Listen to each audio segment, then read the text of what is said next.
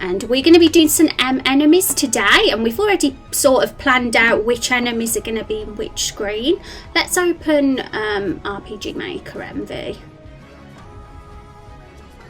So we'll be doing that today. We're going to place the sprites on the screen, get them walking across, and get their little indicators on the map. So we need to find some good sprites on the internet today too. So we've already got some. Let's hide paint a sec. Hi White, how's it going? Happy Tuesday. Maybe my whole life is a lie if Rose is lying. Maybe it is. But you never ever would have thought that this of me, Eulogy Master. We had a pretty shocking moment on stream yesterday too. That was very unlike me. But you have to be on my Twitter to see what that is. It's the latest tweet. But yeah, it's a shock. I made a video of it. It's only 9 seconds long. Okie doke. So yeah, we got 2 sprites so far. We got this little dude. Toxic little plant. My head's kind of in the way, but yeah, that's our toxic plant, who are basically these guys. So these guys are going to be on our first screen. So the plant and the shroom, they're cute, right? So we're going to fill up this screen with those, and we got the mushroom here. So I guess it's kind of thinking how many of these sprites are we going to put on this screen, because we don't want to overload it. We don't want too many enemies, do we? But we don't want too little either. And I was doing some research. Let's get the internet. I just searched how many steps RPG for random encounter, because I was curious in an RPG with random encounters like, you know, Final Fantasy, etc., how many steps it usually takes to encounter an enemy. And as you know, there's no random encounters in this game. The map encounters, as you can see, the little sprites. But it'll kind of help me, give me an idea for how much gap we should have between the sprites. And it says 8 steps apparently. Well, it's never any more, well, never any less than 8 steps, that's right. Anyway, I'm gonna catch up with chat. I've been neglecting it lately, getting carried away rambling on about the game. The amount of word mate in your sentences was too little. Oh, was it? That would have given, that I would have been more convincing if I said that then, I say. She said the P word in stream and put it on Twitch. Jesus Christ, how could you? I know, right? I'm never like, one thing you should know about me, I don't really swear. So if I say something like Pina on my stream, that is a shock. Most people it wouldn't be, but for me it's a shock because everyone thinks I'm super sweet and innocent. So yeah. Okay, so 8 steps. I want to know the average though. 8 steps doesn't seem enough.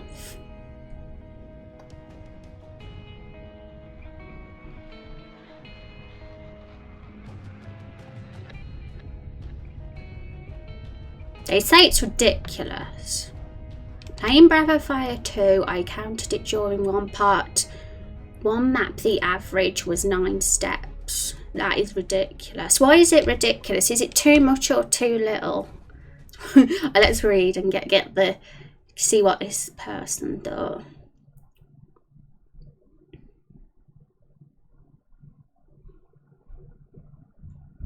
The good thing about having sprites as enemy encounters though, in our game, is you've always got the option to run past them. If you think, oh god, I can't bother to fight any enemies, you can just like, you know, go like that past them and then you'll avoid them. You won't get powerful though, but at least it can kind of prevent frustration of the random encounter. I want to see Rose cursing up a storm. Oh my goodness. I played Dark Souls, and if anything was going to make me do that, it would be that game. Yeah, I got told I was the calmest person on Twitch when playing that game, apparently. I still don't think I was very calm playing Dark Souls. I felt very salty. British people are so posh except for the football fans, hooligans. That's really true. True Baldy. Oh my goodness, it's true Baldy, just like you know.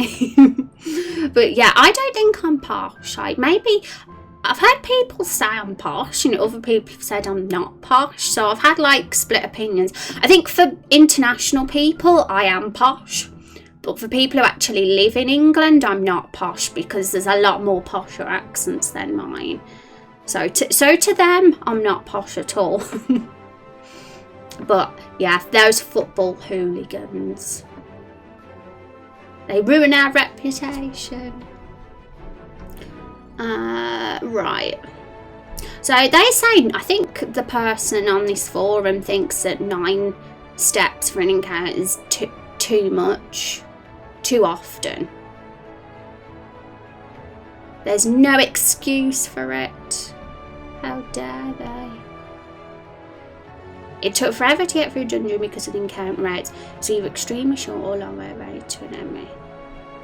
Yeah, that's one thing I don't want the problem. I don't want people to think, holy crap, it's taking forever to get through this dungeon. Especially because it's the first dungeon as well. We want them to be a little bit kind.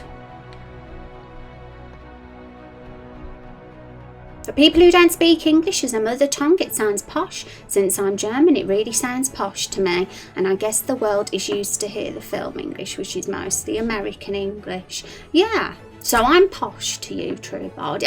I find that a compliment. I don't mind being called posh at all. I'd rather be called posh than common. But, you know. I don't mind having cat rave games enjoyable. I'm a chronic grinder. Right. Only chronic grinders like Kai Encounter right now. And that's not a lot of people. I'm a chronic grinder personally in RPG games. But not a lot are. What about you guys? Do you like grinding in games? Or do you find it annoying and would you rather not? It's a good question to ask, I think. I'm okay with English even if it's not my native language. You're pretty good at English, Akira. I'm always really impressed by European people who like speak really good English, because I'm terrible at other languages. I can't even string a sentence together in another language. We always spell words correctly in the UK. Colour, yeah, with a U. It looks weird without a U, I have to say. And hi Hatsu, how are you doing anyway? Welcome to the stream. Hope you're having a good day. Do Canadians spell colour with a U as well? I say that because there's a musician that I like called City and Colour, and he's Canadian, and he spells his band name with a U in it. So I thought, at first I thought Canadians spell it C-O-L-O-R. But no, I must spell it with a U. You should learn German. It's so easy with der, die, and das. Yeah, I think I'd be terrible with doing a German accent as well. I can't do any accent other than my own. I wish I could. I'd love to be someone that could do loads of accents. But my voice just comes through all the time. It's a very strong accent, mine is. I'm doing good. How are you? I'm doing awesome, Hatsu. I hope your week's been treating you well. Today, but guys, we're doing. I've put it in the stream title. I'm trying to be more descriptive in my stream titles now. I've put the software that we use, RPG Maker MV. For anyone that doesn't know what that is, it's a really, really easy to use piece of software that allows you to make an RPG game, and it's definitely easier than Unity or Unreal Engine or something like that. So if you're a newer newer game dev person, and it's definitely a way to go if you want to make an RPG. I'm not sure how good it is if you want to make another type of game. Probably it's better for just RPGs alone. Andy Cake, how's it going? Feels like forever. How have you been, Andy? Have you been a busy one? I only like grinds if it has constant rewards and fun elements to it. Maybe cutscenes and lore. Oh, that's interesting too, White What? And I think how you feel is pretty... I'd say that's quite a common way people would feel. Most people I've spoken to get frustrated by grinding. You get grinding geeks like me, but most people aren't fans. I think it's about getting the balance. Enough enemies to like get a sort of growth with your character and their skills and strength, but not so it gets too much and boring and repetitive. It'll probably take a little bit of experimenting to get the balance right. And yeah, as for cutscenes and lore, like I think that is why I put, if we get our paint file up again, that's why I kind of split it. So we've got 6 screens in the Everbloom Forest, and I split it so that the cutscene that we encounter is going to be on screen 3. So it kind of, you know, it breaks it up a little bit. And hi guys, Scott, how are you doing? I heard it's difficult for other games. What's difficult for other games? Grinding? It's always harder. I'm not talking properly. It's always harder in older games. There's more grinding in older games, I think. Give me another ad, thanks. Oh no, there was an ad. Boo. Boo ads. You know what? I wish that the whole Twitch... people who had Twitch Prime used to be able to watch all streams ad-free, didn't they? Am I correct saying that? But they stopped it.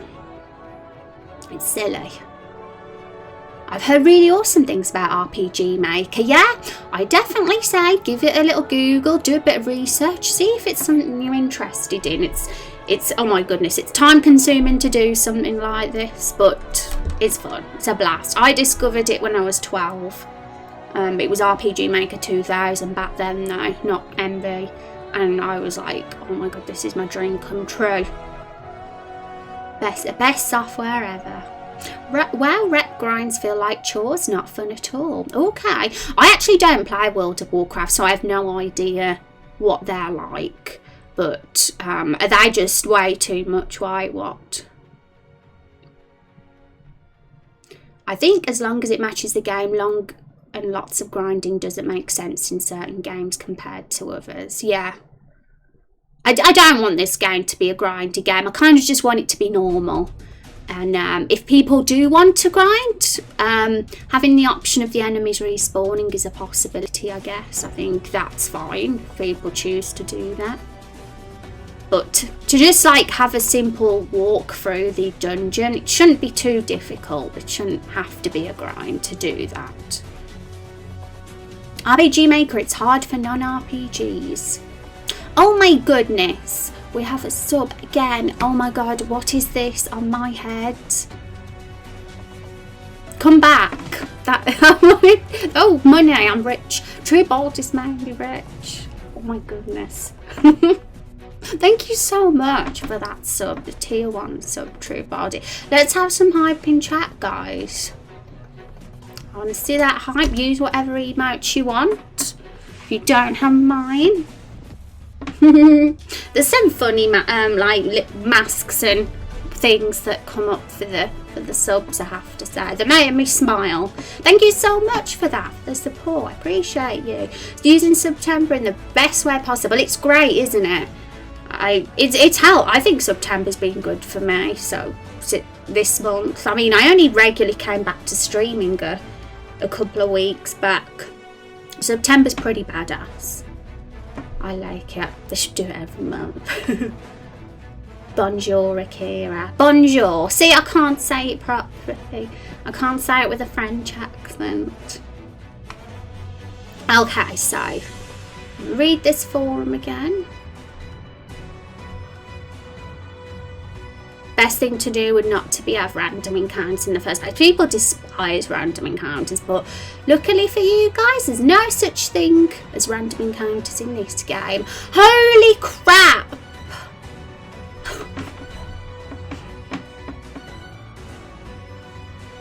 Thank you for the 5 gift subs. That's super kind of you. Oh my goodness, this guy, True Baldy, is the most generous person on the whole of Twitch. I'm just saying this right now. I've seen what this person does in streams, and it's insane how generous you are. Thank you so much. And Kung, Eulogy Master, Juice, Silent and Lost, and Stormhawk, I hope you enjoy those subs and those emotes.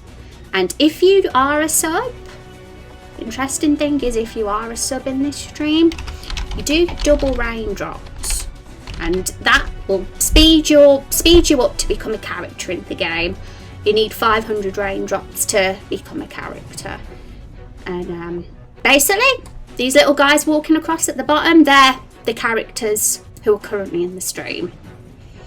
So if you're lurking and chatting in the stream and you're a character in the game, you'll be there walking across too. Pretty cute, right?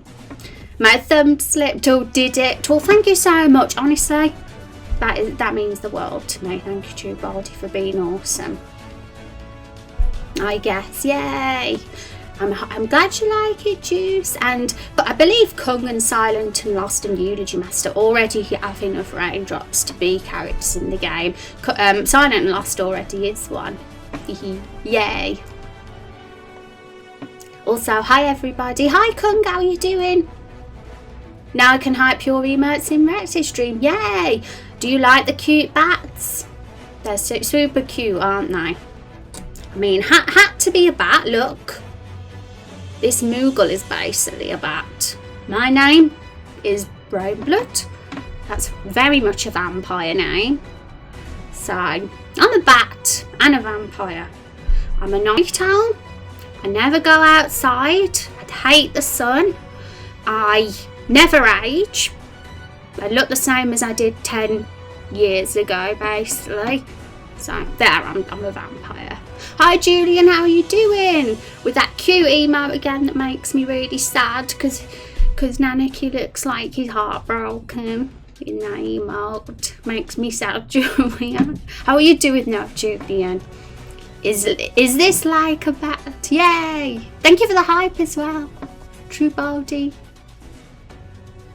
I like them a lot. Sloths are cuter. Bats are very underrated animals, guys. Extremely underrated. But sloths are cute as well. If I follow that description, I'm a vampire too. Now I'm scared. Oh my goodness, you are. Also, really pale skin. More evidence for vampire. So I basically tick all the boxes for being a vampire. Are vampires people who transform into bats, or bats that transform into people? Yeah, that is a good question. I need to be made aware of what the true answer for that is as well. I figured that vampires could just turn into bats when they want, basically, and then turn into a vampire again, but I don't know. I'm the whitest person in my social environments as a software engineer. I also avoid the sun. Oh my goodness, you're a vampire as well then, True Baldy. So the bat emotes will fit you perfectly because you're a bat yourself. But bats are adorable. If you don't believe that bats are adorable, just Google fruit bats and you'll see exactly how cute they are. Okay, so I think I've done enough research now. They basically say 8-9 steps is the absolute minimum people should walk before they find another encounter. So let's have a look. So we're going to do the first map first, and then we're going to move on to the second, the third, the fourth, the fifth and the sixth, and get all the enemy sprites on all these maps. Because we recently finished the mapping, guys. It's an awesome achievement. So we're officially done with the mapping now. Sort of. There's a few extra things, and I've noticed a few glitches. There's some glitches here.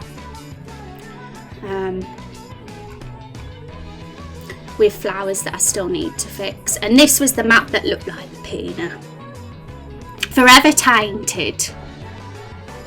Bats are so cute. Yay, Akira agrees as well. Yay. Thanks for the gifted sub. I now have bat emotes. Yay, Eulogy Master.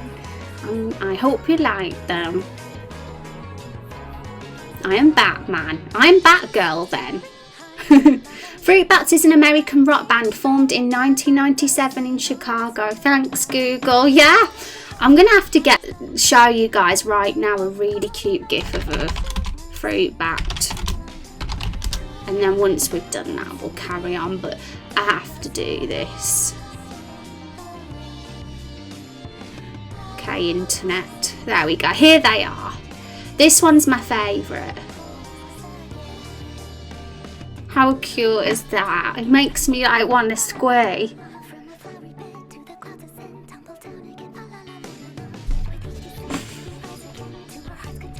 They're so cute. I can't hold it inside.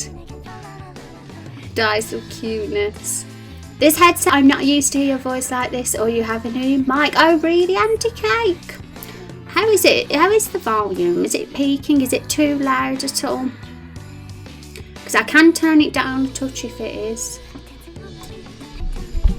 You know what it is? It's Windows. It's Windows 10's fault because they randomly change my settings sometimes, the volume on my mic. So that's probably what it is, Andy Cake. Rose, your compliment about my photo always perks me up when I'm feeling down, so thank you for that. Well, it should. You've got awesome long hair, and it should be embraced. For sure, Eulogy Master. I'm glad it does. I have to punch a wall very hard to feel manly again. Oh no, I've never punched a wall before. I'd be scared that my hands would break. There's more chance that my fingers would break than the wall if I did it. So I've never done it before. Okay, so you guys have seen the bats now. Done. Right. Hi everybody, I'm sick. Hi Muffin Man, so how's it going? Oh no, I hope you get better soon. What's wrong? What sickness have you got? Let's wish the sickness away for Muffin Mancer, guys. Let's wish you to get better soon. Sucks to be sick. You just have to strike through and don't stop. I'll try, but maybe I shouldn't. I've never broken anything in my life either. I've never broken my computer monitor or anything. I'm glad about that. I'm not a violent person, even though my name's violent. I'm the opposite, really. Feel better, Muffin Mancer. Yeah, definitely. Feel better soon. Right, so how many steps? I feel like this is a good gap. Have one enemy here, then one there, and maybe another one here. And then two down here. Or is that too much? Because maybe 1, 2, 3, 4, 5 encounters on one map would be too much. Maybe 4 encounters.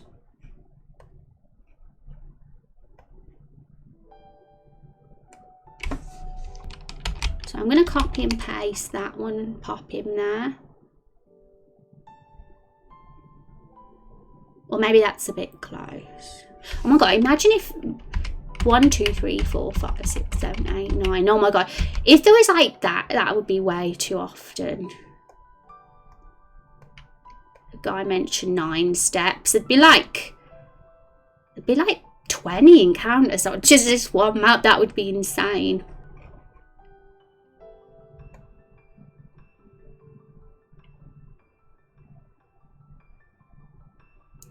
Yeah, we don't want too many.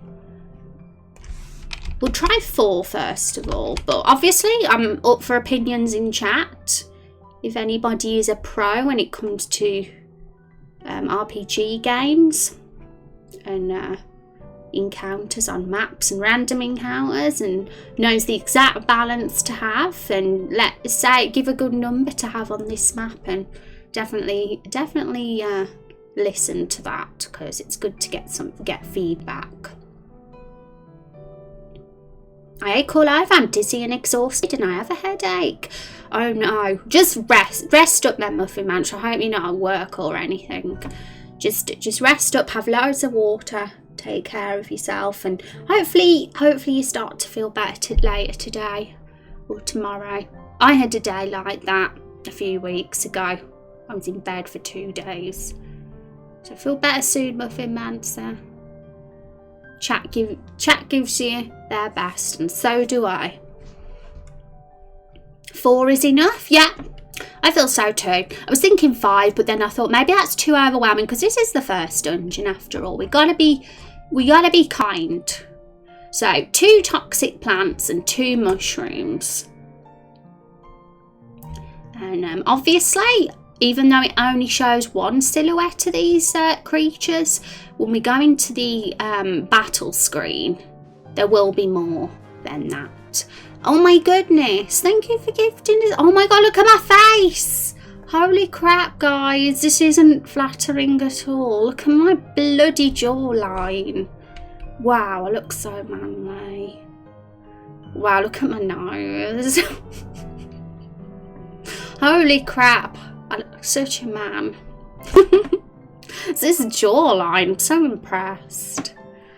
Wow, thank you so much though, True Boulder, for that sub, and I hope that makes you feel better, Muffin Man. It's for a little bit better. Enjoy the emotes.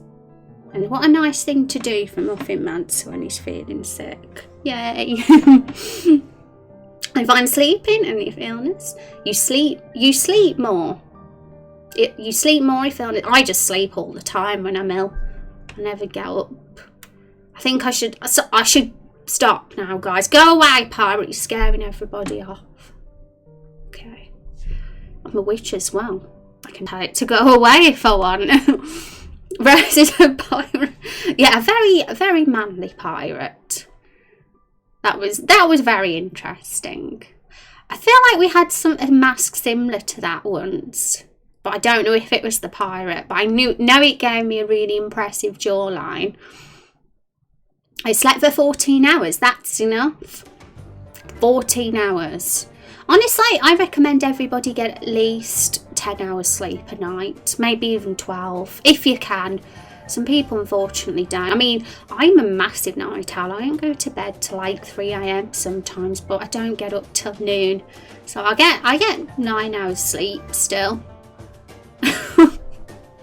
Obviously, if I have to be in a position where I have to work, have a proper job, I would have to get up at 6 AM and go to sleep like a normal human being. But I'm okay at the moment. I have the freedom to not have to do that yet. Okay, so yeah, these are our toxic plants. And these are our mushrooms. So we currently have a battle with 2 toxic plants and 3 mushrooms. We'll probably have one with 2 mushrooms as well. Well, actually, no, we can't. Because the way some of our skills work,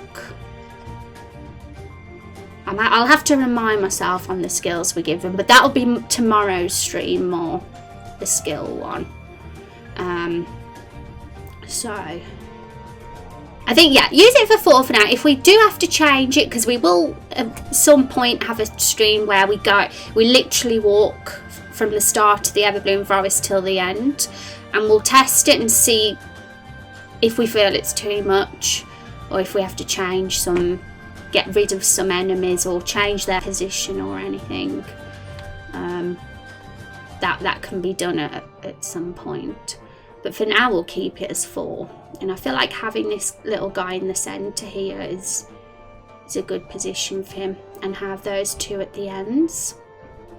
And that guy there by the save point. I don't know if we should put the save point there. Yeah, the save point might look better there. I've got a burp. There are many sleep patterns. Some people can only sleep 6 hours a night. I had a friend that slept 5 hours a night, and he was totally fine on it. And he worked a really demanding job as well. But I don't know if I could function on that. Okay, so yep. toxic plants, mushrooms, and now let's look at Winding Way. Actually, before we move on to Winding Way and do the enemies there, we gotta add them on the map. So this is the event for enemies, I think. Let me just double check and remind myself. It's been a while since I've done this.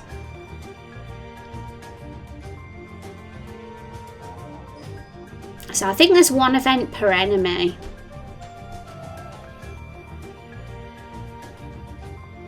Enemy 1. And it's X and Y coordinates. So they're the same. The variables are the same. I haven't changed them. But it's the indicator that's... Oh no. Oh. Okay, this is going to be a bit confusing. I'm going to have to remind myself how I did this. So, enemy 1 dead. Erase picture 3. That one's...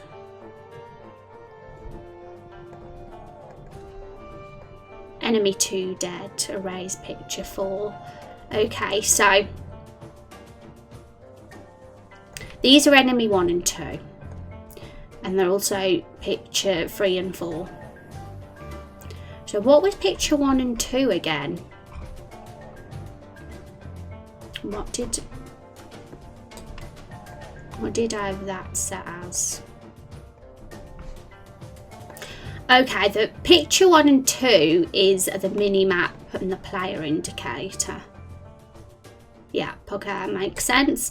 And yeah, for the actual parallax map we had 98, 99. Also, okay, I'm talking to myself a bit at this point, guys, because I'm talking out loud, so I can understand the process here. Because we got to do a bit of like event work now and switches, just to make it all work, all these enemies. Because what we want to do basically is to encounter a battle.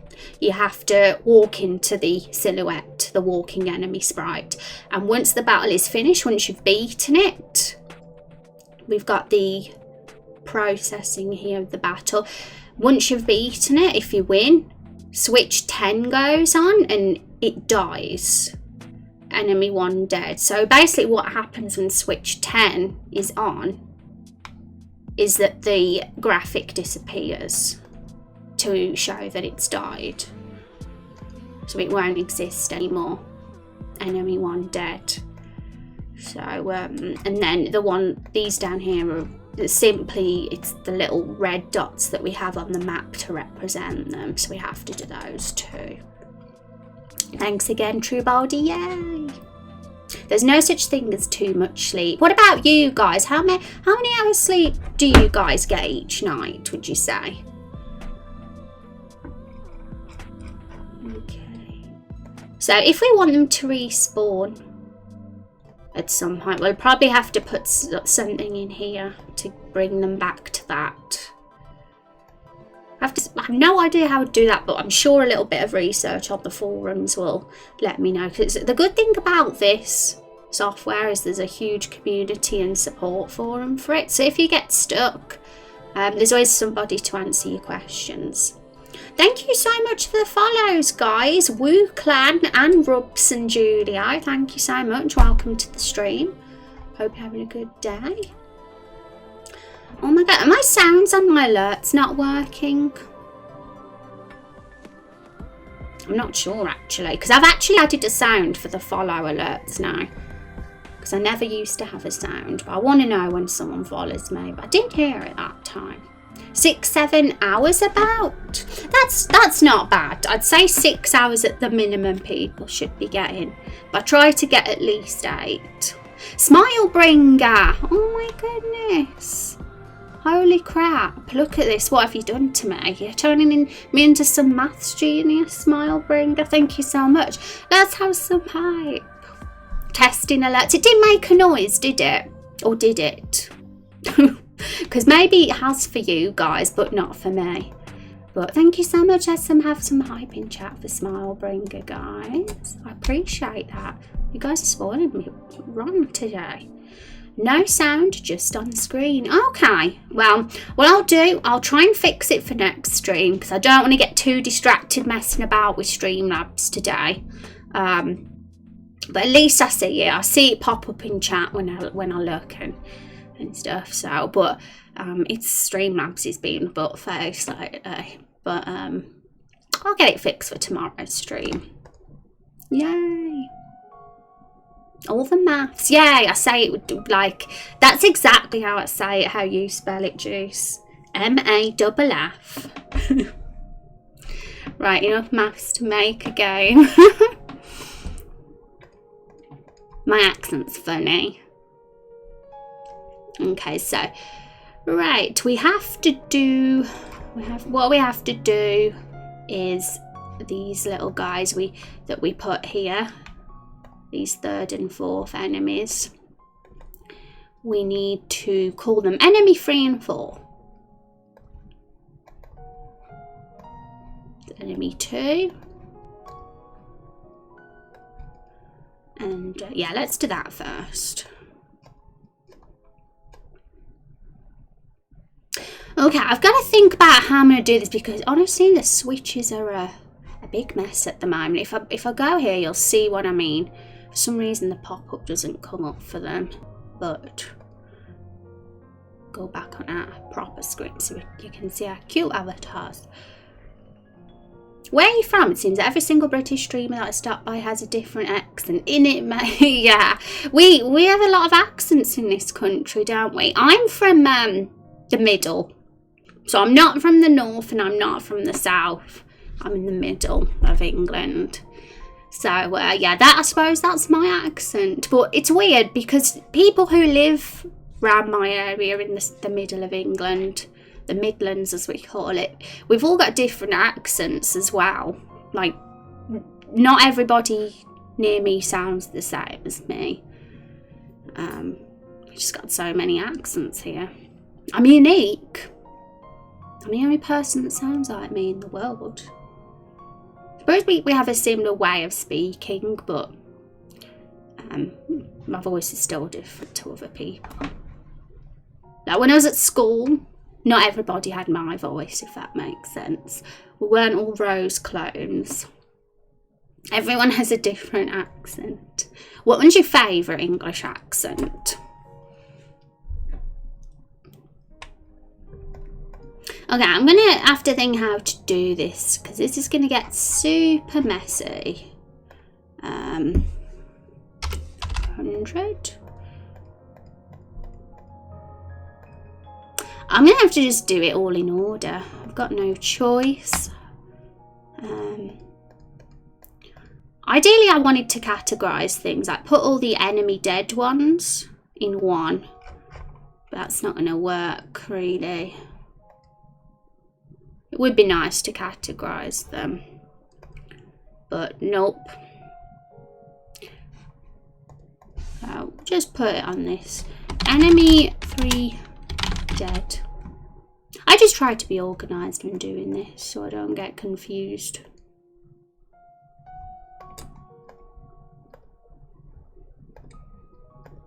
That's changed to enemy 3 dead now, and so if we win the battle it will disappear. Sorted. And we've got to do the same for this one. This one's enemy 4 dead.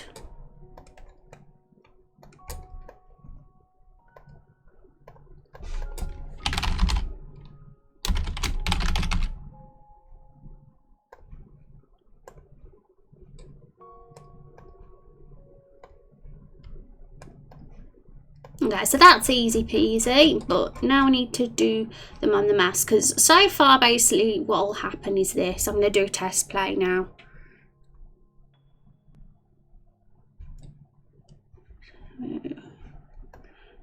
Taking its time.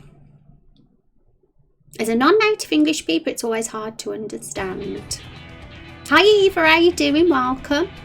I'm supposed to have a French accent, but I don't actually, and that still surprised me. You don't have a French accent, Akira?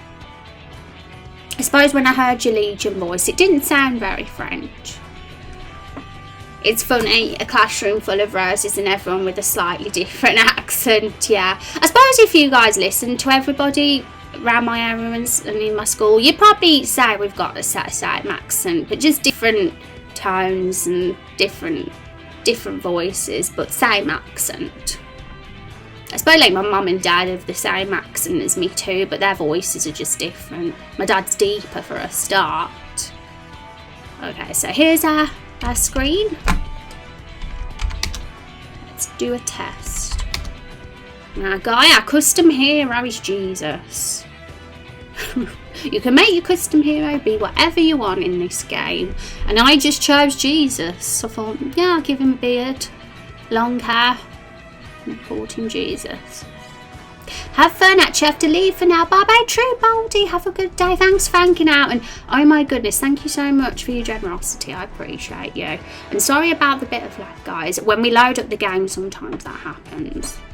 But have an awesome day. Take care. Bye bye. Thank you so much for like gift subs. Okay. So, yeah, we haven't got them on the map yet. They're walking around. Little mushrooms hopping about. Oh yeah, we also have to do their walk path too.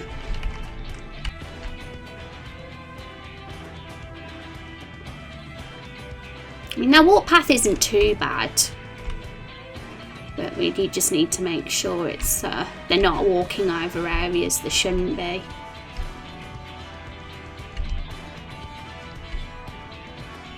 So yeah, as you can see, we've got the mini map. We were working on the mini map yesterday. We've now done the mini map for all 6 screens. Yay!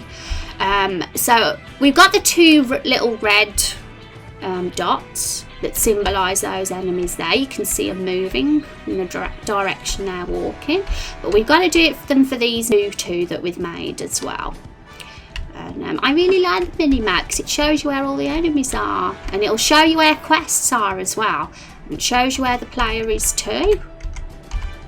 But if you don't like it, you can hide it. So that'll please everybody. If you're not a fan of maps, you can hide it. But if you are, you can keep it up.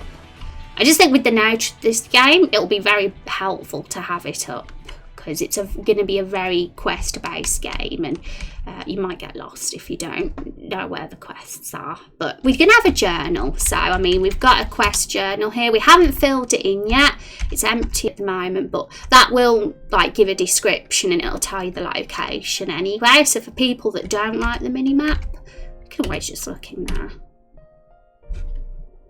Bye-bye. I love the little gift icon via your name now as well. Okay, let's close it down. The goal is for the stream to get all 6 screens done. Right, okay, I'm gonna just check Task Manager a sec, because it's always when we open the game we get the lag then, and this lag obviously doesn't happen if I'm playing the game and I'm not streaming, you know, OBS, but it does happen when I'm streaming. So I'm going to just check Task Manager. It must be taking up a lot of something, and yeah, to be honest, it makes sense why it is, because we're using parallax maps and it's in full screen, and but it would be nice to figure out how to not do that. Maybe there's a way to reduce the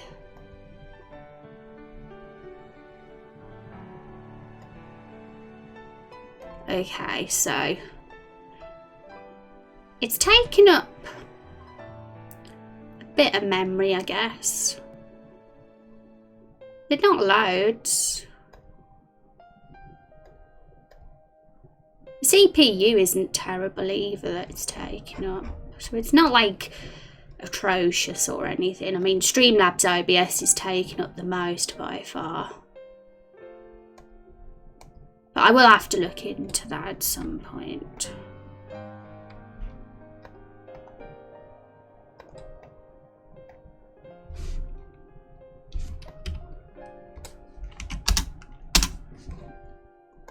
Okay.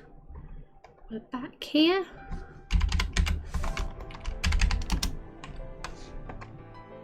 Hi Rose, I've got a cold. Hi Silent, how you doing? So good to see you. I hope your cold gets better. Everyone's sick.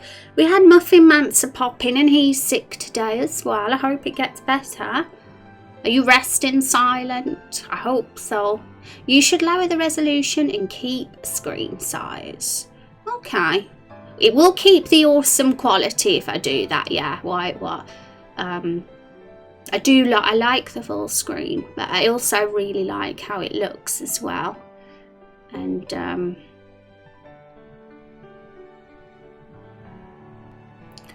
as long as it can stay the same, I guess.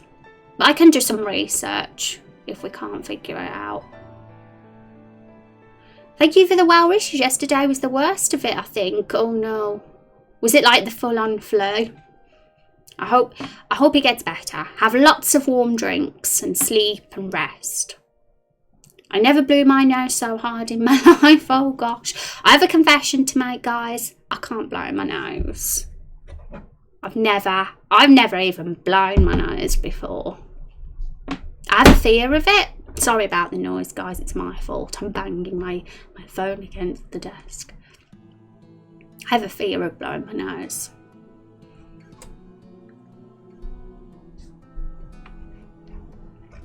Okay, so yeah, I think we've got one event for each enemy. We've only got 4 enemies, so it's not like we're gonna have loads of events.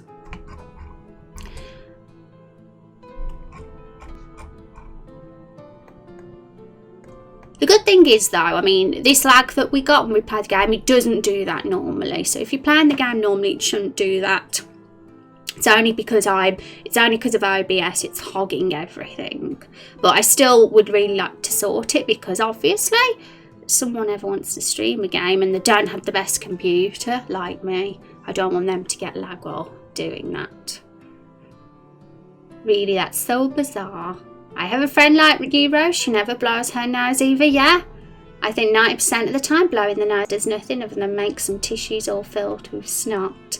I feel like I don't like... It's like something might come out that looks really gross and it'll make me feel just grossed out. And I don't know. It's really difficult to explain why I don't like it. It's just the thought of like sending stuff out my body. It's gross. But we do that when we go to the toilet, so I don't know, I'm weird. But yeah, I'm glad you've got a friend that's like that, Kunk, so it makes me feel a bit less weird. She spits. Oh no, I couldn't do that either. Couldn't do that.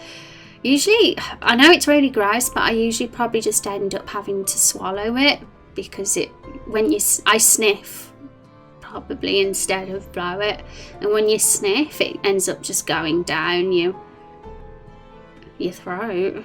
I don't like that, but it's the alternative, isn't it, to blowing it. You can full screen it any res. The only problem with their memory is that it will be very, very slightly blurry, even though I don't think lowering res will do much for lag, but you can certainly try.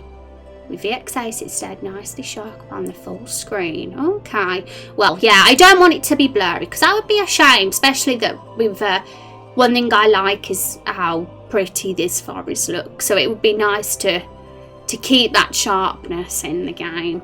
And if it's not going to do much, make much difference anyway, maybe it's not worth it. But yeah, I can do some research, and we've got time. I mean, episode 1 isn't coming out yet, so I'm sure we'll figure out a solution before the release date.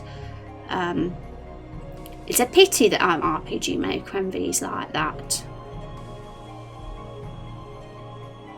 One thing you could still try is using a cam plugin and zoom in a tad. Okay.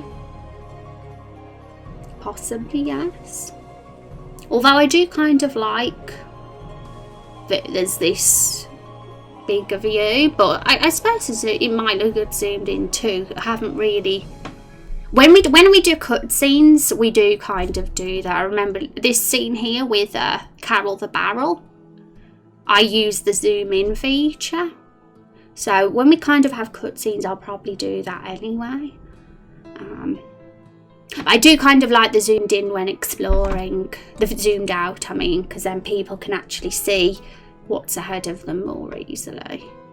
But there's no harm in having a little try at what it looks like zoomed in either, because then there's a choice then and we can see what looks better. Okay, so that's enemy 2 there.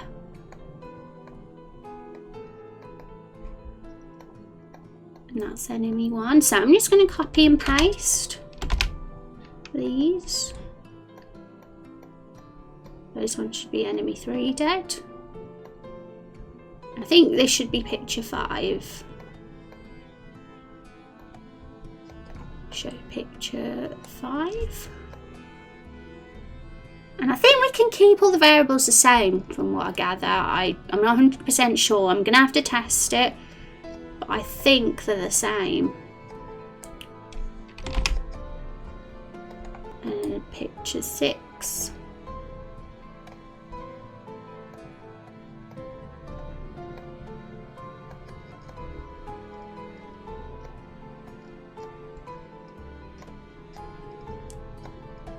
It's a shame we can't use the matching pictures with the enemy number, but we can't because picture 1 and 2 is already taken by the mini-map and the player.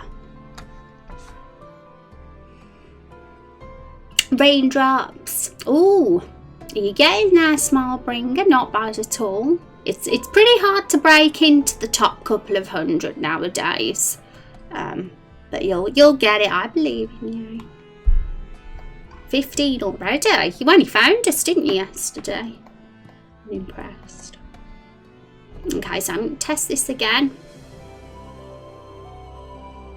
One thing we can do, what though, I remember you gave me that link to the sunbeams. I don't know whether that's responsible for the lag. Maybe it's not at all.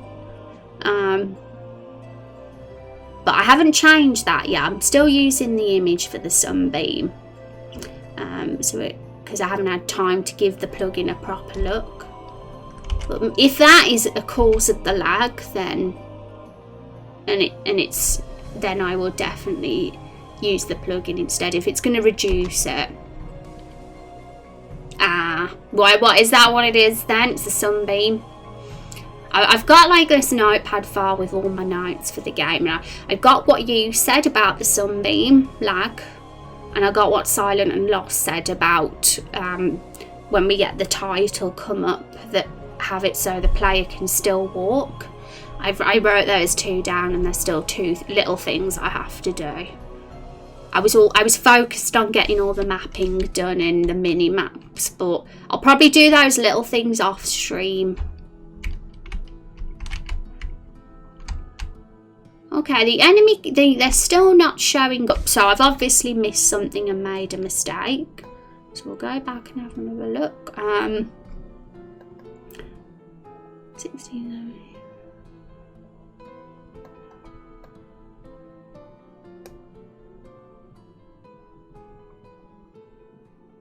Okay, so we've got enemy 1, X and Y for that one.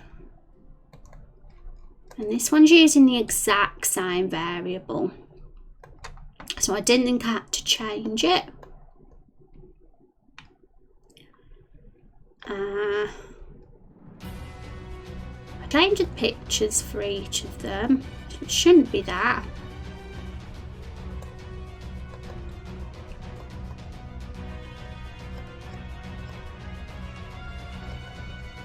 Oh, okay, I might know what it is. Where is our enemy indicator? Maybe I have to make more of them. So we've only got enemy indicator 1.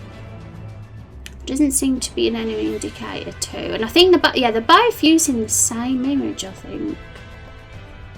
That one's using enemy indicator 1.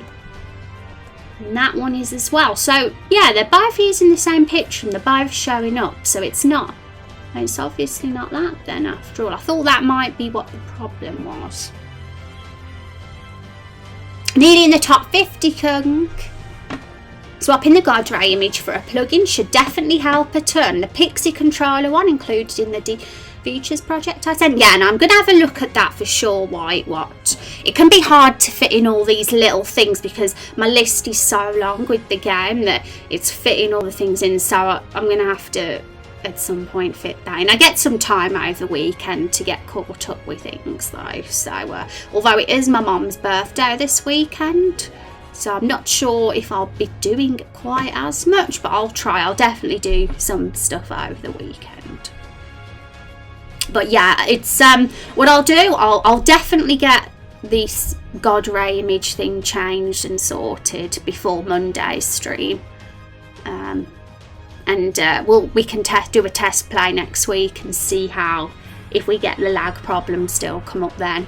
But as like says, as long as it's done before episode 1's release, and that'll still be obviously quite a while yet. I've given myself a little target of 100 Raindrop Chronicles streams before episode 1 comes out. That's kind of the goal.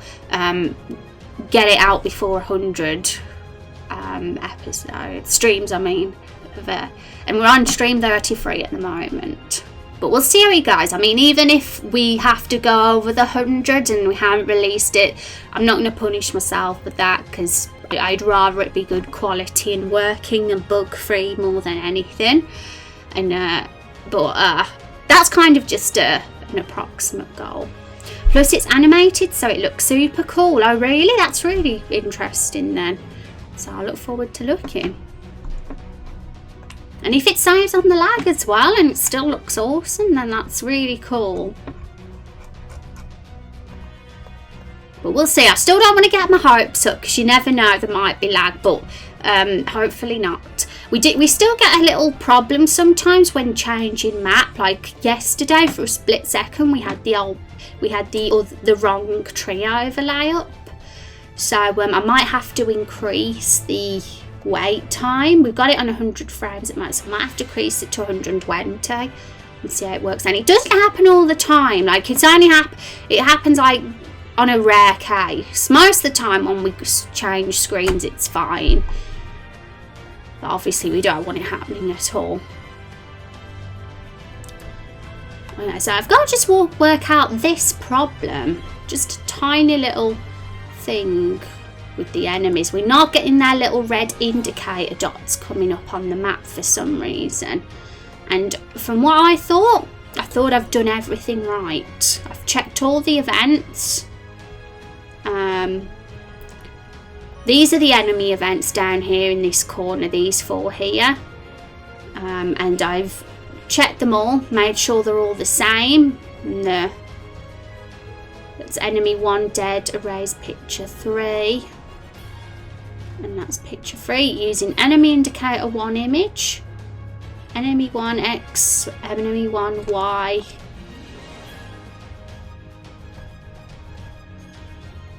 Enemy 1 X, enemy 1 Y. Oh, event 9, this might be it. Let's just check. Okay, I know what it is now. Sometimes it just takes a thorough look at something and then you can find it out. It's this. That's what it is. So that one's doing event 20 and that one's doing event 9. So I assume that this one's event 9, and it is, and this one's event 20. So what I didn't change was I kept them all event 20, didn't I? These two. And I should be changing it to event 11 and event 22 so they match.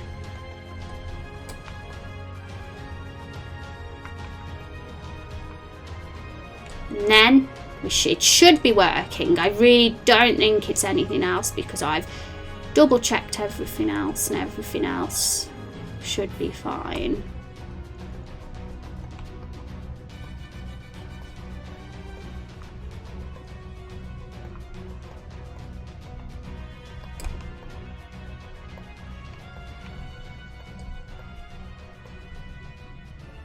Okay, save. Let's check now. Hi Green Mean Bean, welcome. Welcome to the stream. I like your name. It rhymes. How are you doing? And yep, that is the command if you want to find out more about the project. Have a little read of the links. We have all the social pages, FAQ page that answers most common questions people ask. So have a read of that. Welcome. It's good to see a new face. Okay, so play game screen.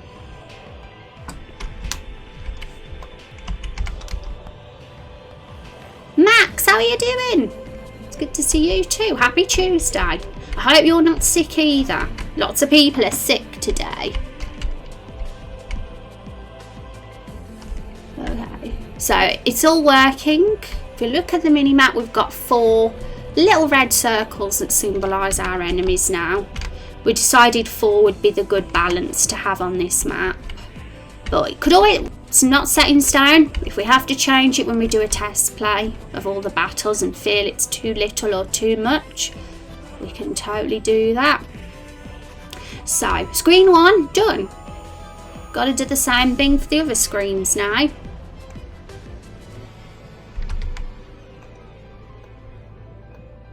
See, we didn't really get any lag that time, but still, don't want any lag ever. So, it'll be good to have a work out what was causing it. Definitely will look at that plugin, right? What cool stuff, yay. We've been working on quite a bit. Like, we recently have basically finished our parallax map in maximum. There's a few little visual glitches I've got to sort out, and I still want to put some vines on some of these mountains like I have here, little rocks coming out. But it's all done. We can walk through every area now, and we've done all the mini maps, and we're working on the enemy sprites on the maps now. So progress. We will be like, well, basically the goal for now is working on the enemies. Enemies are the priority. So when we put the sprites on the screen, we'll be looking into their skills after that. So we've done the toxic plant and the mushrooms, but we've got more enemies to work on. Also, another thing to consider is items, treasures as well. We'll have to think about that at some point, and we'll have to be doing our first quest cutscene and dialogue as well, which all happens here. So that'll be fun. That'll be fun too. Lots and lots to do.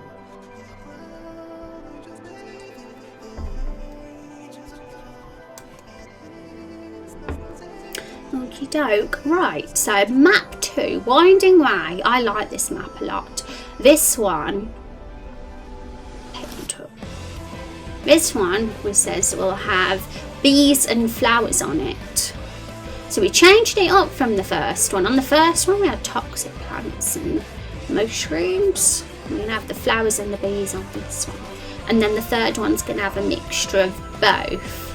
And it's the 4th map onwards that completely change the enemies up. One thing, I might change map 5 and 6 a bit though, because map 6 is going to be where we encounter the first boss. And okay,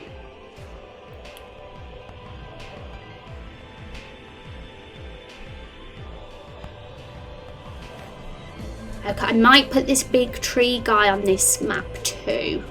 He can also be on map 6, because we will have some enemies on map 6 for when the boss is dead.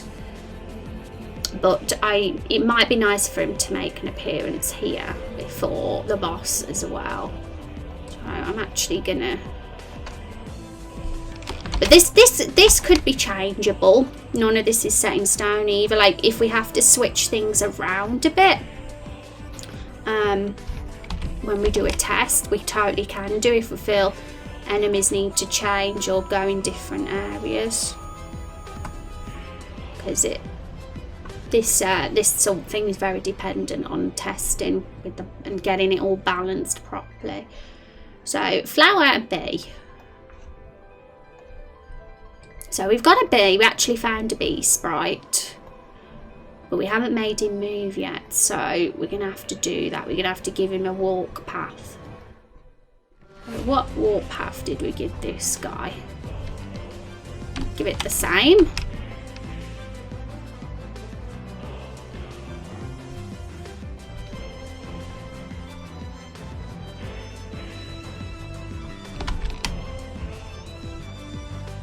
But I don't know if, yeah, it can move left and right because this is a horizontal path, so that's cool.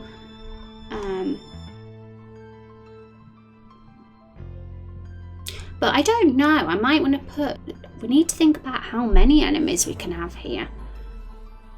Because if we've had 4 on the first map, maybe it'll be good to keep the same. 1, 2, 3, 4.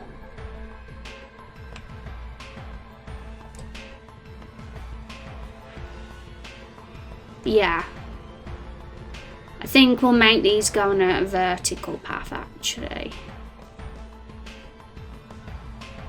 1, 2, 3, 4. Put 1 on each vertical path. So 1, 2, 3, 4, 5, 6, 7, 8, 9. So we've got 6 move lefts and 6 move right. So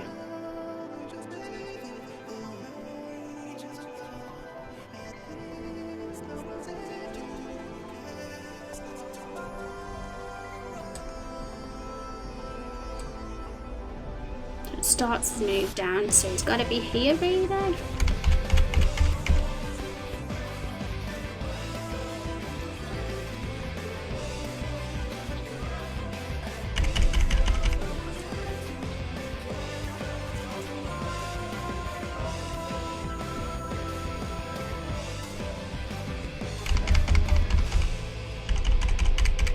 Yeah, we'll put it in there because if we're looking at this map, if we had an enemy right at the edge before moving to the next screen, I'd be less inclined to put this guy so close. But it was the little mushroom, our last enemy encounter this map is in the middle. Welcome back, Akira.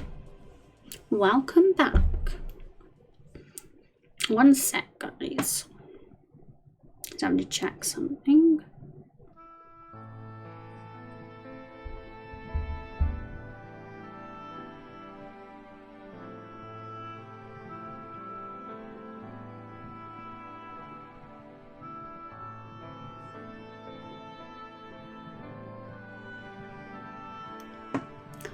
Okay, so we got a bee. We'll probably have a flower here then. We could have 2 bees. And then the flowers here, but I like to break it up. So I might have a flower here, and then the bee, and then the flower there.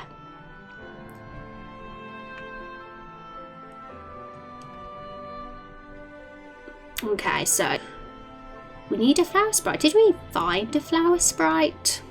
I'm just going to check our graphics because I swear we did.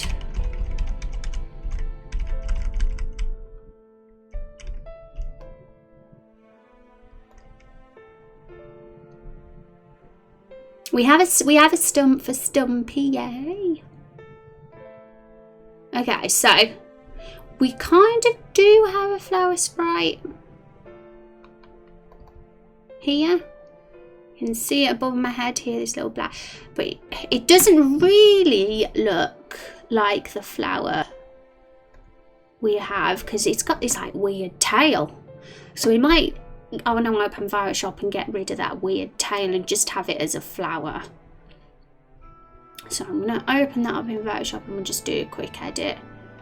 And then once that's done, we can just copy and paste the assets, make sure we've got the setup all properly done, and then move on to map 3. Right, let's open Photoshop. Let's edit this flower. Let's hope I can do a good job at it. It doesn't look weirdly animated when it walks.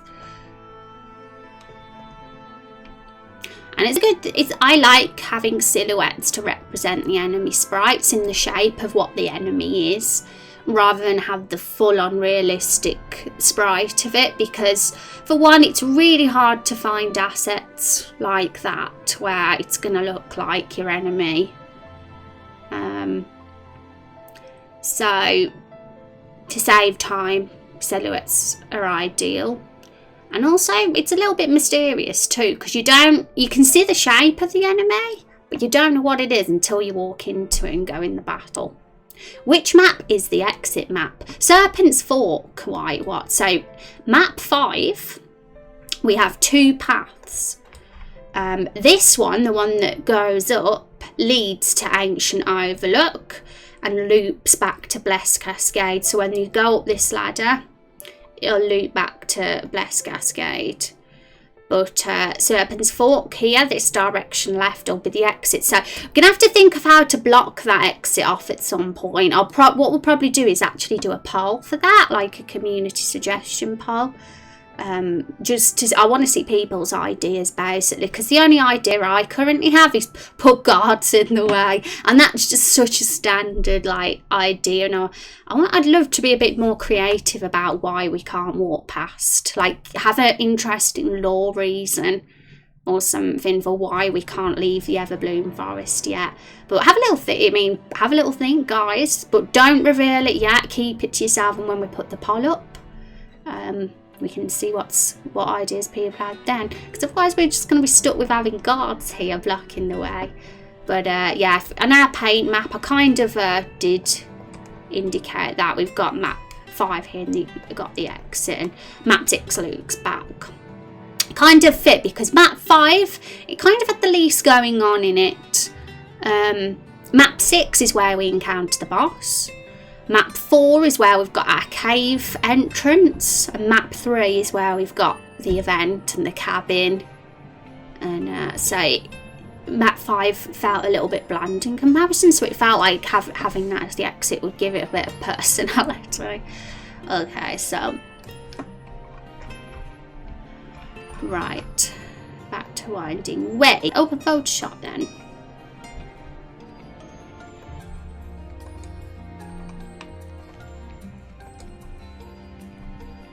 All my chocolate's gone. I ate it all up.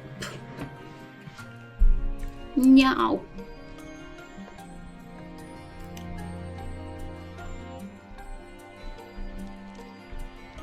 Okay, so let's find these sprites. I've forgotten where I put them, but let's you can go away for now. Paint. SV enemies, I think. No, not SV enemies, that's not it.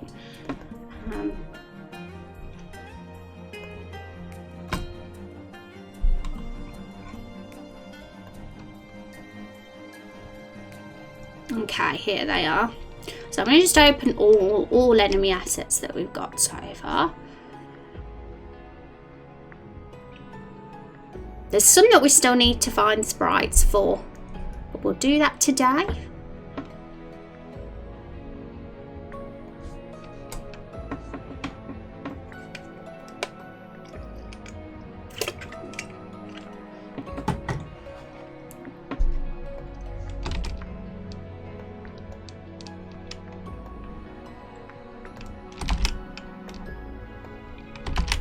So yeah, this mushroom's my favourite. I think it's adorable.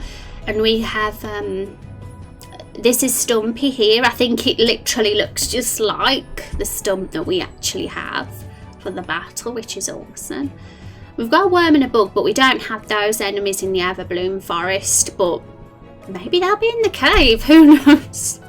Maybe there'll be a worm that we could fight that there's an asset for. We'll see, because we have an artist to do those for us that we found, a really good one. They've got loads of enemy assets, and they're all really consistent with the look, the visual style. So we'll be sticking to that person. And yeah, he seems to have a very large range of choice with enemies.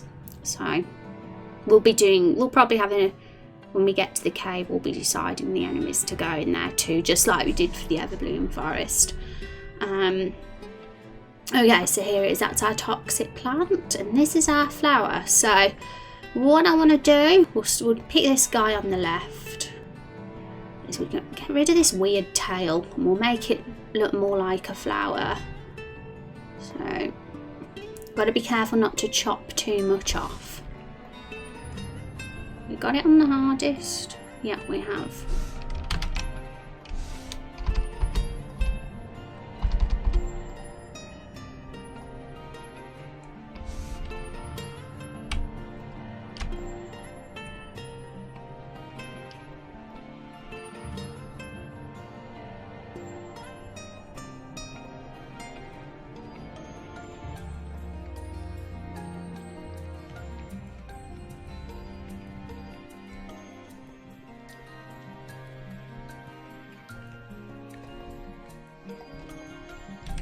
So that's its stem, but I want to be careful not to chop too much off because I don't want the animation to look weird when it walks. Let's see how.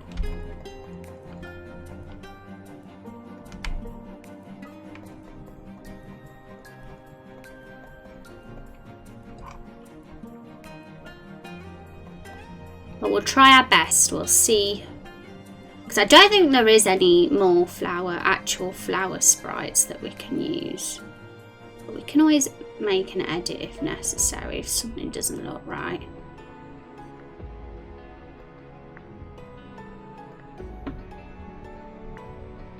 Even though the erasers are not 100% hard, it still doesn't seem hard to me.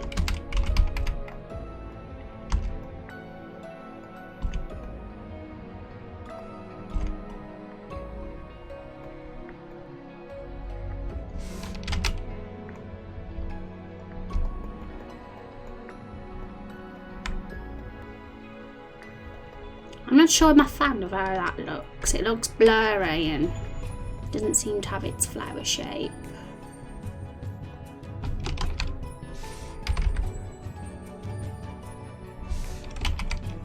And I blame the eraser for that.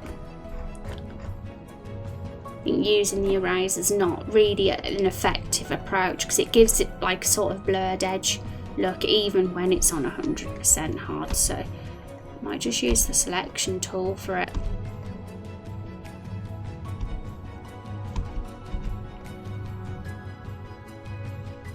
Something I can do is this. If I just delete that and copy and paste that.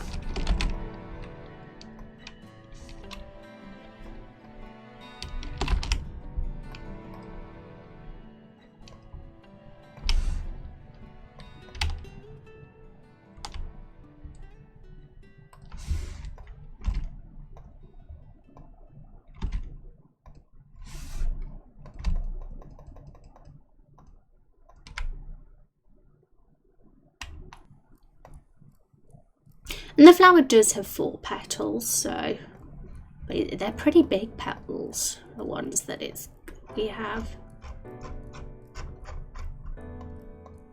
I think it's because the stem's thick. We can always make the stem thinner to get the look we want.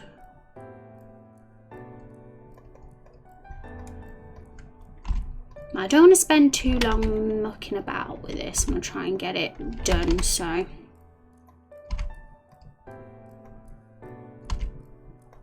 We've got more sprites to find as well.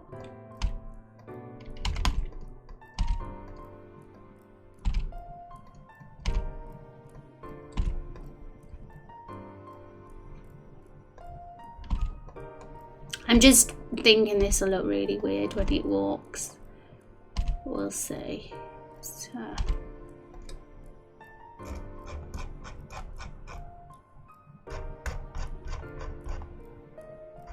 Now, I'm not an animator, so, you know, when it comes to sprite editing like this, I'm not hugely confident. And I'm still, to be honest, I don't know. Maybe we should just keep it as it is. Even though our flower obviously doesn't have arms and legs. I'm going to just do a quick Google, though. Make sure there isn't a flower sprite.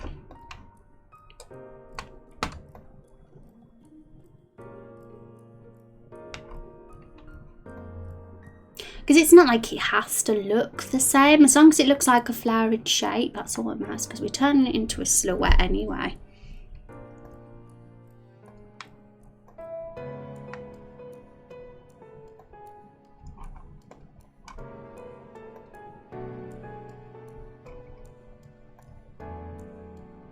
The good thing is if you like Google RPG Maker and the flower, you get sprites come up,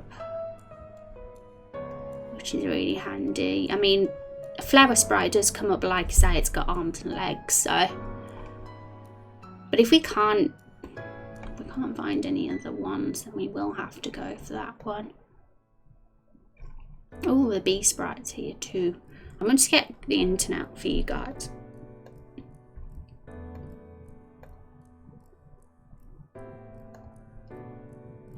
I'm just looking for sprites, guys. You can look with me. Welcome back, Muffin Mancer. Hope you're looking after yourself. We had Silent and Lost popping as well, Muffin Mancer, and he's poorly too. Everybody's sick.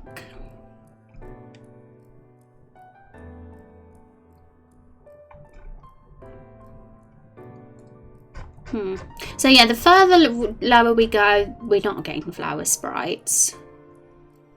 This is the closest thing to a flower sprite, but I really don't think that's going to look much like a flower when it's turned into a syrup. But there's one thing we could do. But it's not even animated, actually. It doesn't walk. That's not even a walking sprite. So we can't use that.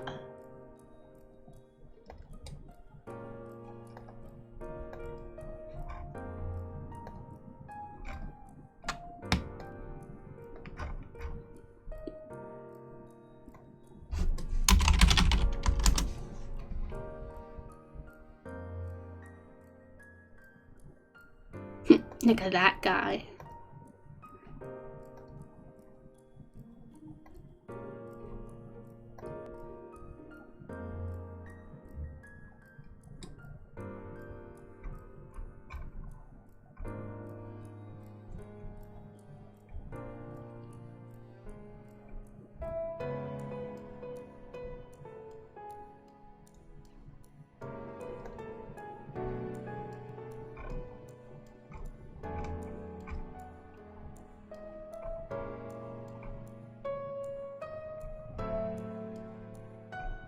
Okay, so there isn't any flower sprites. So, actually, unless we have for other RPG makers, but probably not.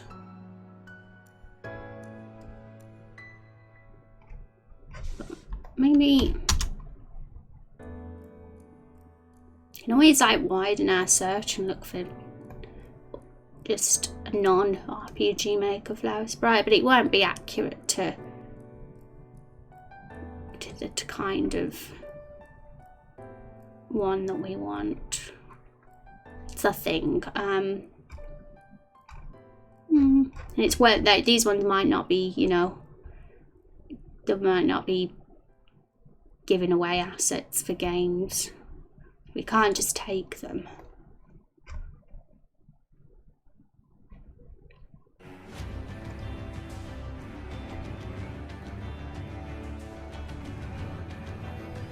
And they're not even walking sprites. Okay, so we're going to just make do with what we've got. Let's get paint back up. Well, I mean Photoshop. Okay,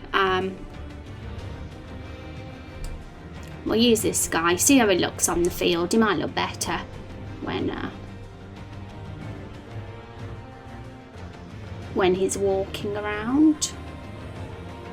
I kind of want to make this guy a bit thicker.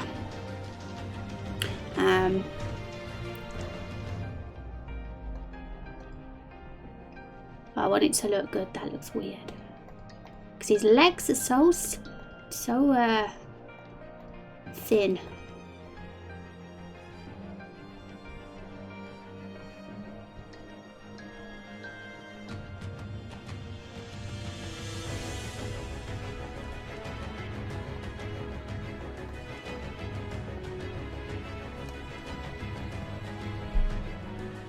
Nah, the stroke looks too thick, I think. Look, when it's centre, it looks weird, so we'll keep him as he is. He's fine. We can tell it's a B. So, let's back to RPG Maker.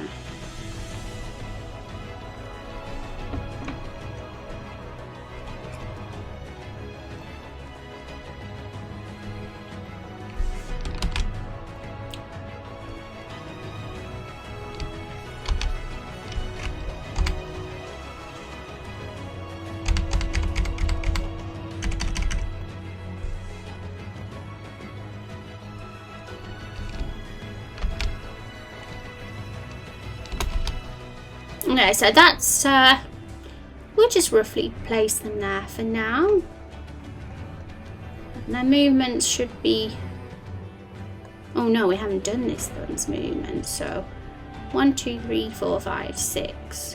1, 2, 3, 4, 5, 6. Okay, so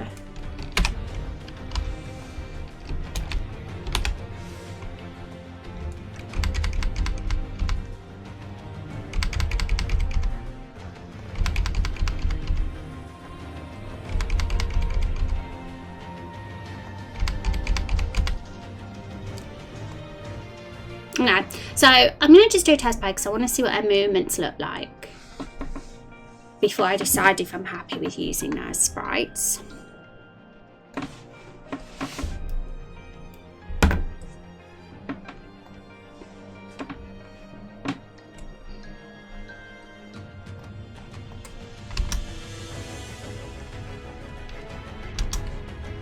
Let's try and run past all the enemies. We can if we want. Don't have to fight them. The joy of not having random encounters.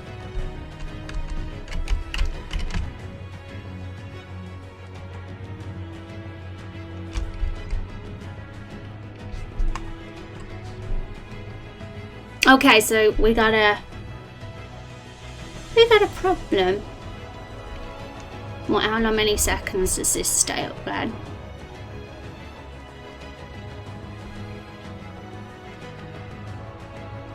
Forever by the look of it.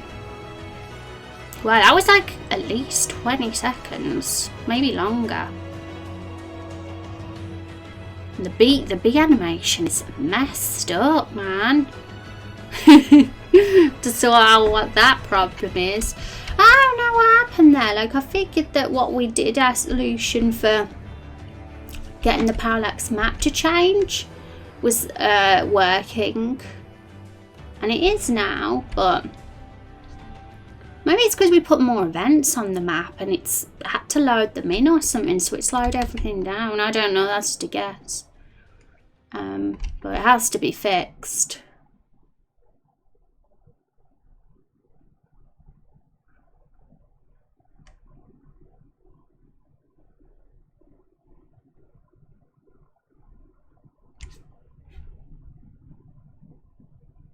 I still want to get rid of the flower arms. Maybe, but it's the bee we've got to sort out. It doesn't even look right. I don't even think that's a sprite, a proper flying sprite. It just seems like it looks the same. But that one is at least walking properly, so let's fix that.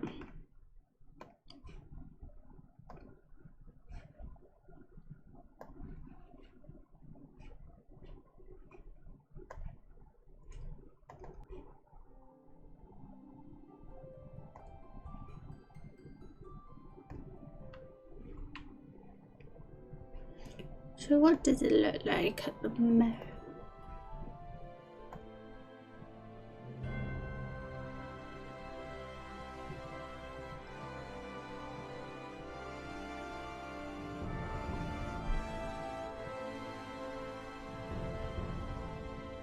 We could try one of these and see if these ones work effectively. Maybe it's not set up for RPG Maker MV, this one. Because it seemed like it's a 3x4 thing. Three across and 4 down for each of them. Whereas this one, it's a 3x3. It's not set up for RPG Maker, so that might be the problem. And that's why the shape, it went all weird, because it's not the right fit. That one looks like it's set for bits, but that's not an animation, so I'm gonna have to look for another bee sprite, I think. See if there is one.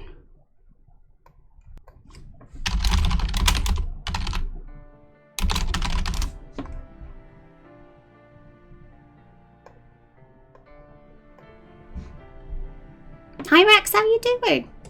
Hope you're having a good day. I got your message, by the way. I've saved it, so I'll reply to it later.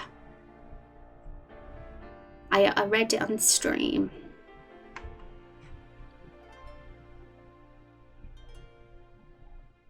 I'm gonna have to go downstairs and get some food soon now, or fruit, because I'm a hungry one. 3 down, 3 left. Yeah, I was confused by it, but it's the setup of that sprite is definitely not for RPG Maker MV. Maybe it's one of the other RPG makers. I mean, I'm sure maybe we could get it working, but I'm gonna, for quickness, we'll see if there's another sort of bee sprite. I think this was the one we used. This one here is the exact one. It does say RPG Maker though. So it's a very good one. I really like it, and it's definitely a bee.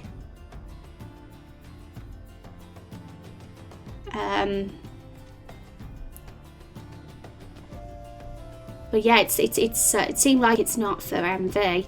That's a bit. It looks a bit probably small for you guys. It's a human bee. If we made it a silhouette, it probably would look like an actual bee. Do you reckon?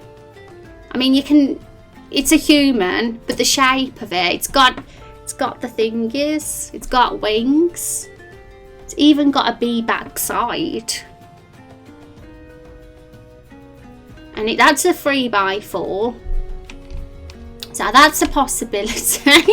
You know, nobody would know it was a human if we made it a silhouette. So I don't know if we've got any more that are as good as the ones we've currently used. Or what's that one? That's not even that's not a walking sprite.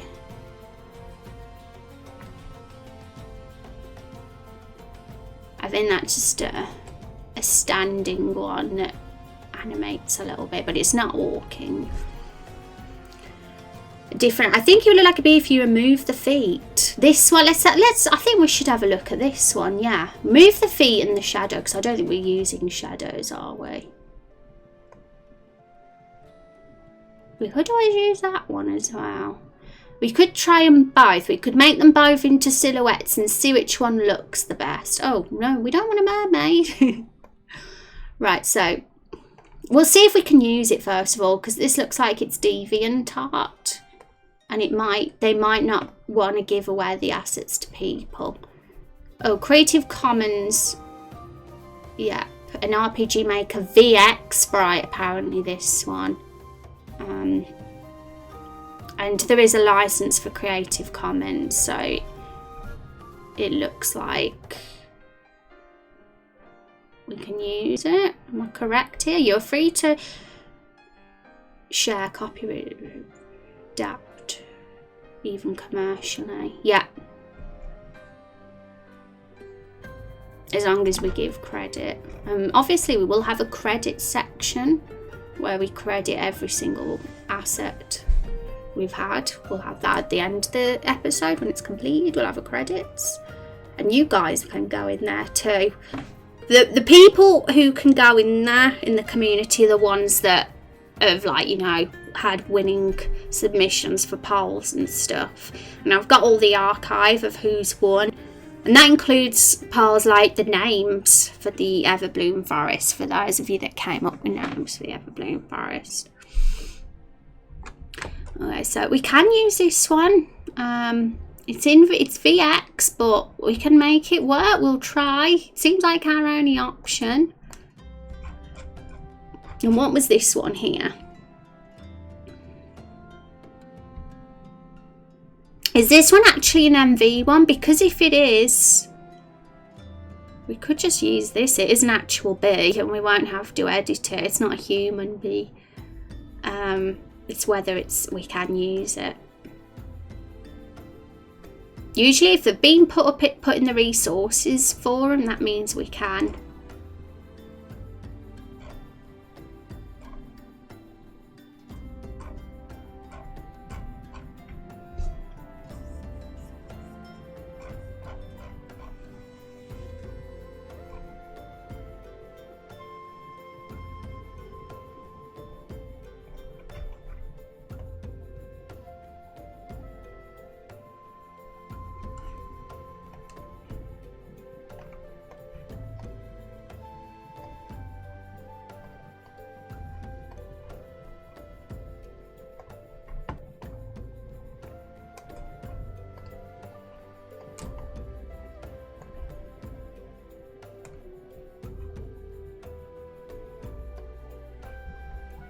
Okay, so what I'm going to do, I'm going to just, we'll get rid of one of these. Now, let's get the grid up. I don't know the right size for this one.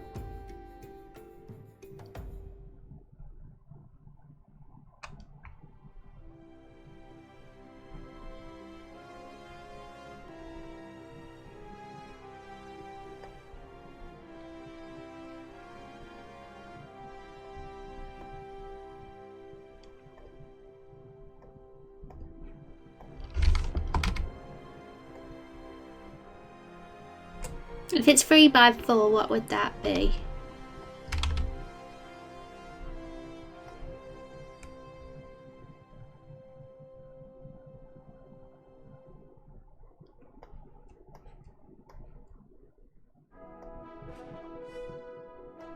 Oh, I don't know. It literally could be anything.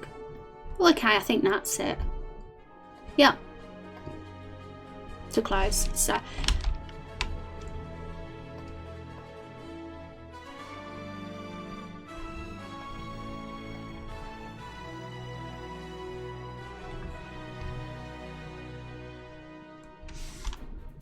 Okay, so it's distorted it a little bit when it's made into a silhouette. Hopefully it still will look decent. Oh no, I'm not very confident with this.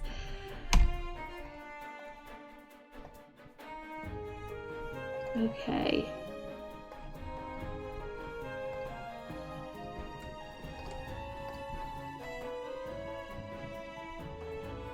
It looks fine, but I think we need to just make sure that we have a smoother, this bit that we get rid of doesn't get rid of too much.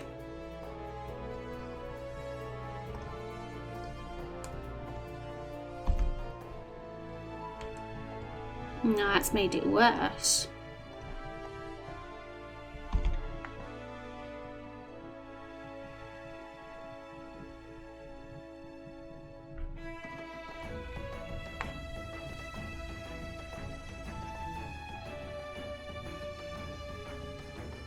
It's a shame it like gives it a frigging black background, isn't it? Because this is a PNG. It shouldn't. I'm going to try and open it rather than copy and paste it in if I save it. Because I think when you copy and paste PNGs, it can sometimes do that. Because having to remove that black bloody background is what's causing the problems there.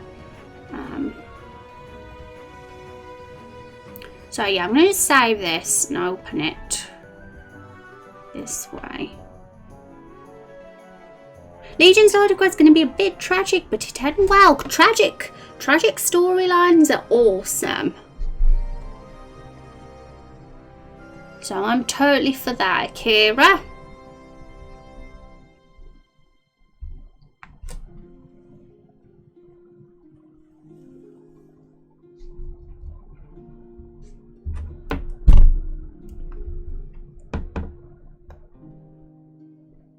Okay, so it was called Hornet PNG. There we go. Thank you. Because why did it do that anyway? Why did it have to have a black? That's better. Now we don't have to get rid of half of it. We get rid of the black background.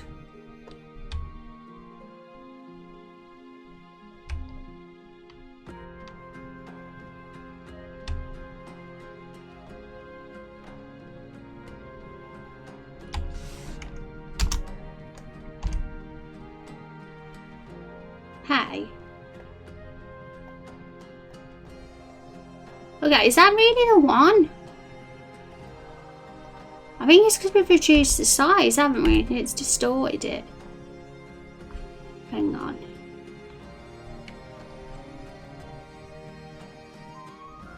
That was weird. Okay, let's see if we can reduce the size without distorting it. Like, that is exactly how we want it to be, really.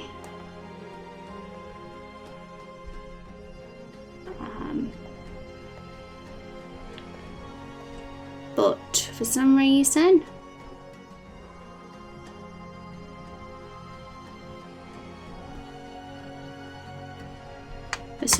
when we reduce the size it distorts it a bit, so we're going to try and avoid that from happening.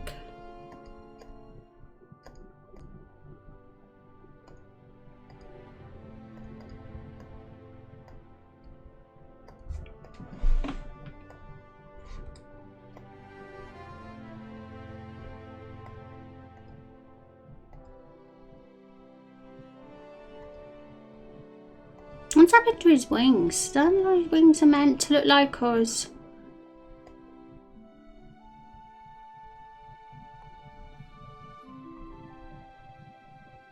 We'll see what he looks like when he's in RPG mode. He might look a bit better, but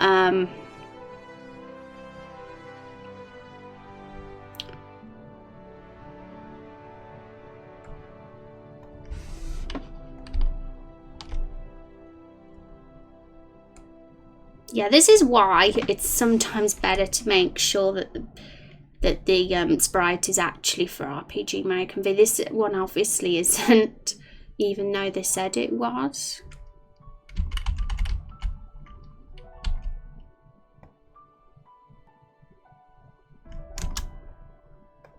It's messing up.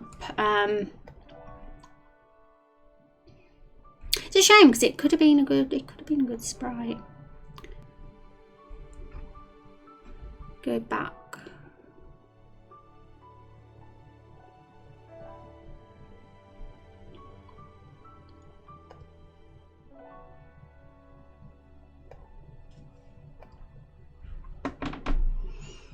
And then we've got our other option, which is this one, but this one is for VX and it might not even fit either, and it'll probably look even more weird and distorted. We might as well try. Can't hurt. Let's just at least see what it looks like with the silhouette anyway.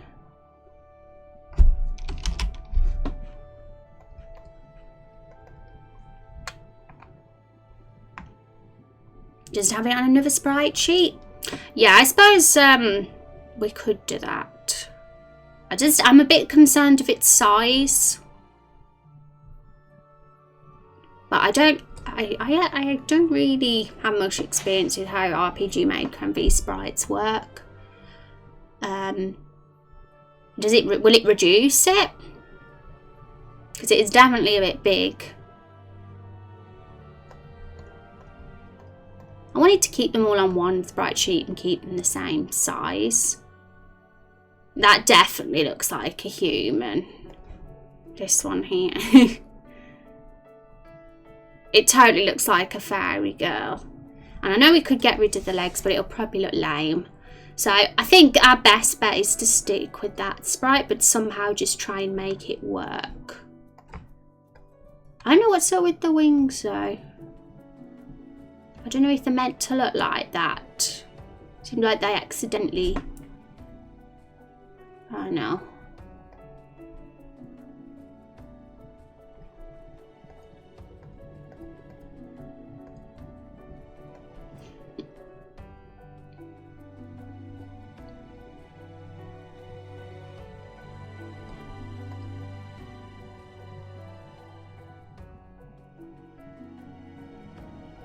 And then we've got this one. I'm trying to work out if there's any walking sprite from it. I don't think there is, because if there was a walking sprite here, I would just grab the ones we needed and make it work. It's hard to tell because it's flies.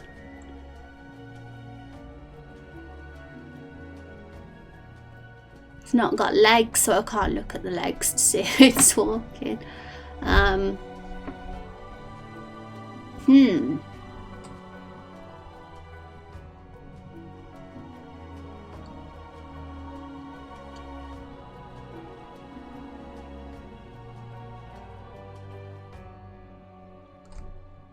Adding those symbols.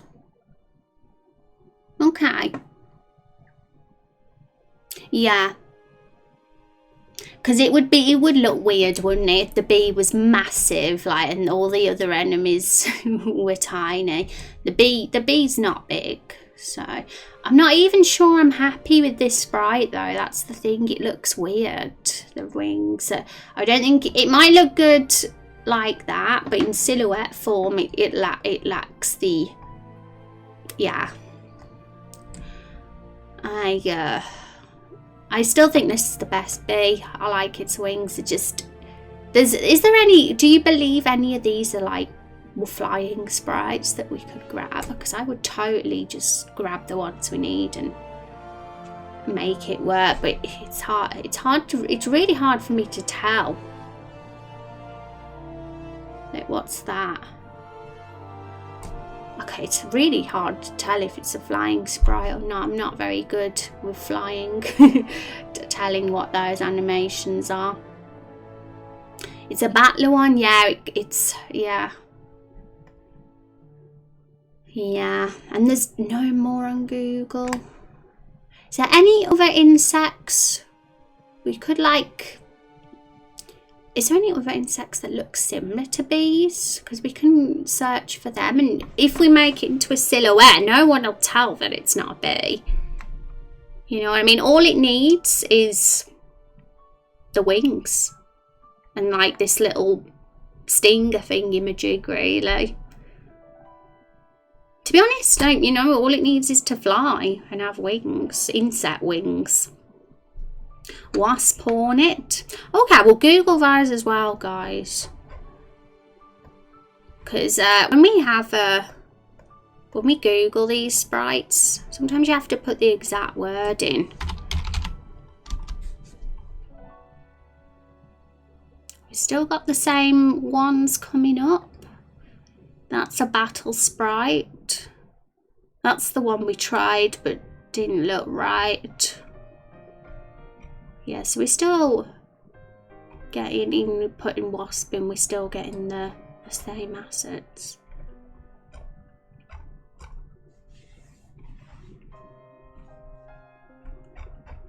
This one looks nice. You found one? Let's have a look.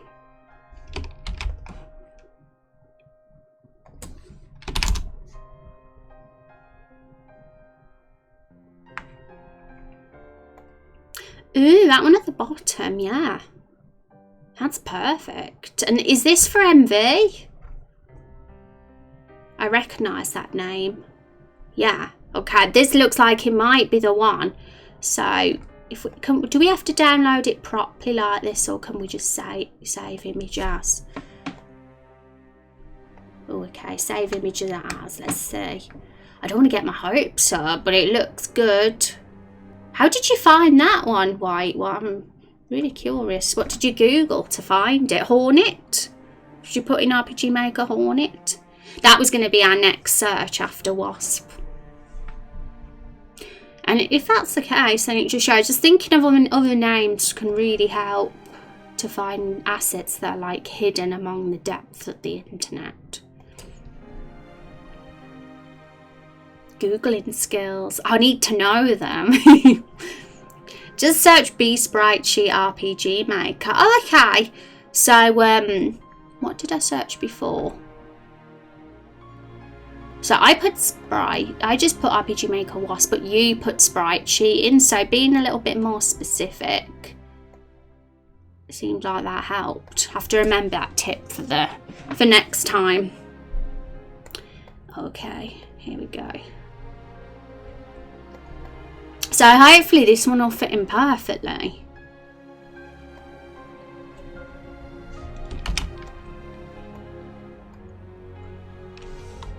Because it looks like it's the right size as well. Oh no, he isn't, he's bigger. But we can always put him on a separate sprite sheet if we have to. I wonder why some are bigger than others. I mean, the size of him looks about fine. I suppose we could squeeze him. If we decrease the gap in a bit, we can squeeze him to get in here.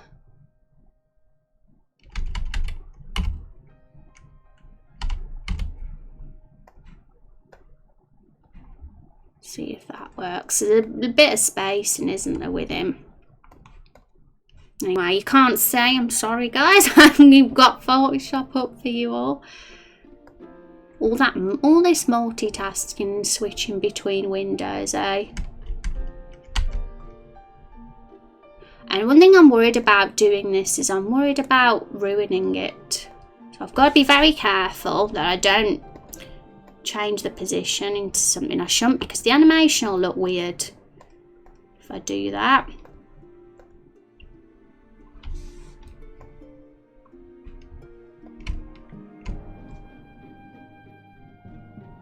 Next time an animal is needed, I think what dragon is the king of it. He even made dragon fries. I recommend you to make a grid image. Okay, well, do you know the grid size? Currently I have a 16 by 16 grid.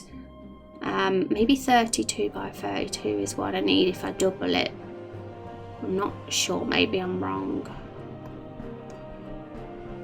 So I was trying to guess what the size was, and 16 seemed to at least work, but that 32 by 32 looks more like they all fit in there, don't they?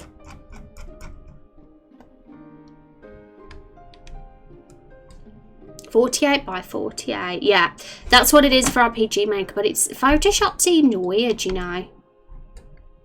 If I change it for this, because I think that's what I had it on originally, and then I was like, okay, they don't look like they should be that. 32 by 32 looks like that's how they fit, you know what I mean? That's what I look like on 48 by 48. But yeah, it seems like that is the one. So Photoshop and RPG Maker must work differently with their grids or something. Who knows? They're weird.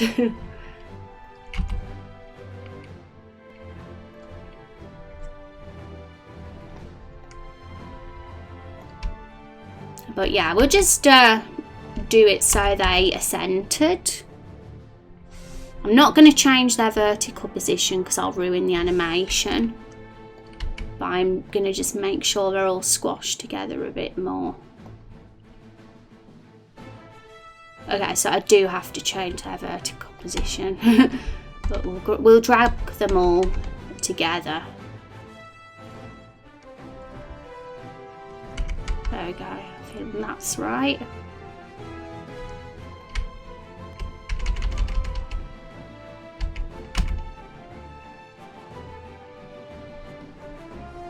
If it looks weird when it moves, then that just means we didn't have it in the right position.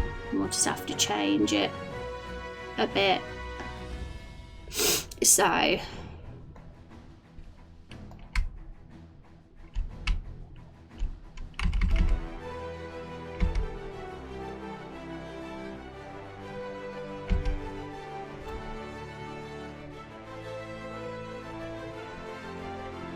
I don't know if that's quite correct. Might be a pixel off, but we'll soon know.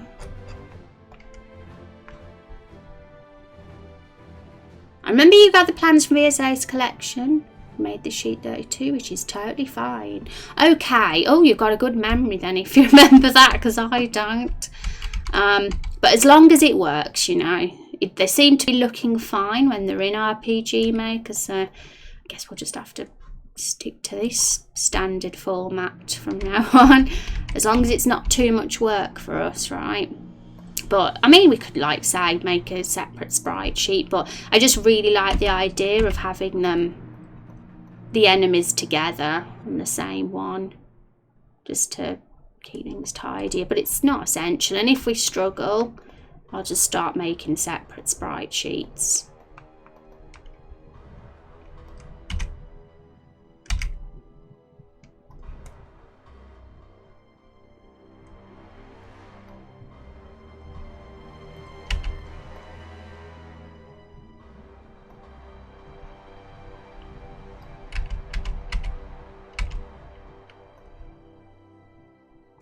Yeah, I think that one's...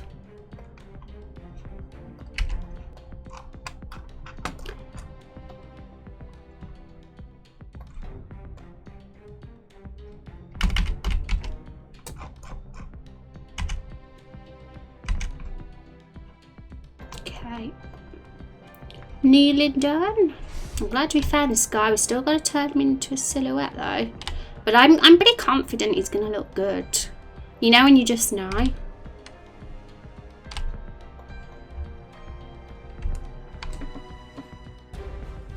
Just remember to have them all aligned per row. I think I've done it.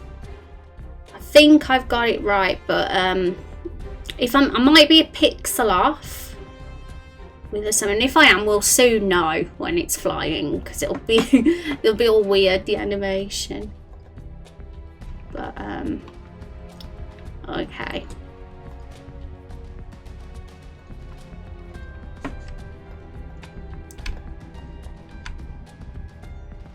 There we go.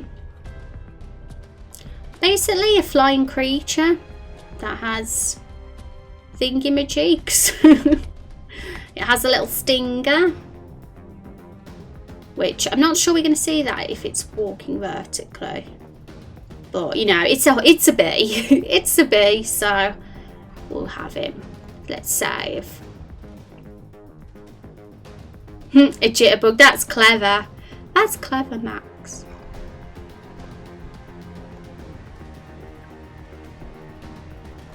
Okay, so let's pop him in and see how he looks. RPG Maker.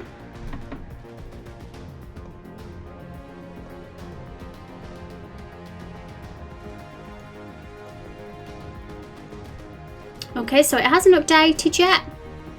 Give it a moment. I might have to shut the program down to refresh the asset. Load it up again.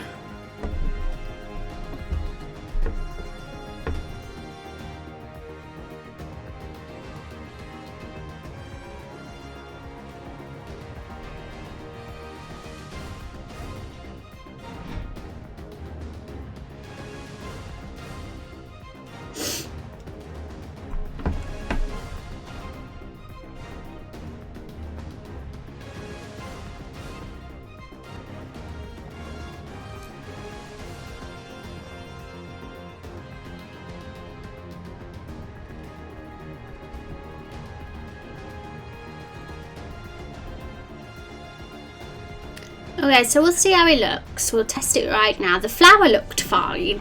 It's got legs, the flower has, but you can tell it's a flower head from the shape. You can see the petals.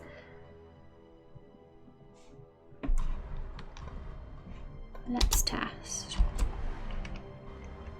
And then we've got Stumpy at least. We have the tree stump stored. The other sprite is a deer.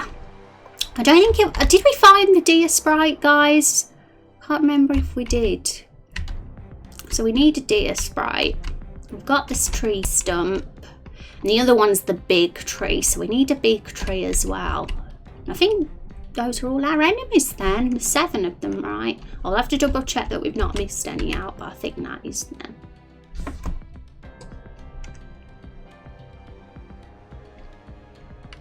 Yeah, he looks fine. Anyway, we missed him.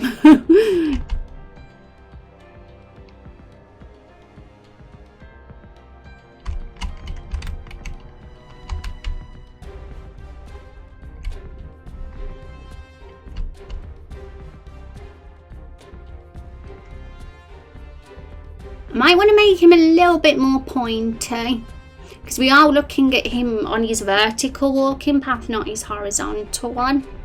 And he had a point on his horizontal path that showed that his little stinger. I just might want to do that so he looks a little bit more like a bee. But he is one. I'm satisfied enough. And I think the flower's okay too. Still am tempted to get rid of the leg, but we'll keep it like that for now. If we ever want to change them in the future to improve them, we can, but as long as we get them done and down for now. White dragon has Dear sprites, reindeers, by the way, you should leave a stepping animation for enemy events so it looks more alive. How do you mean by stepping animation?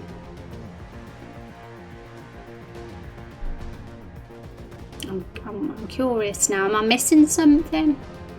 Have I done something? Okay,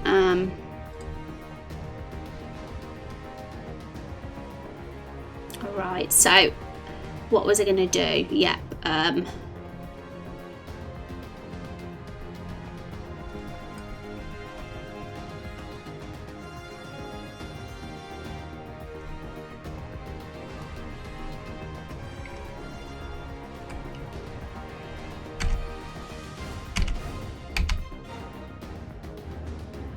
so literally I'm just going to do something really simple here.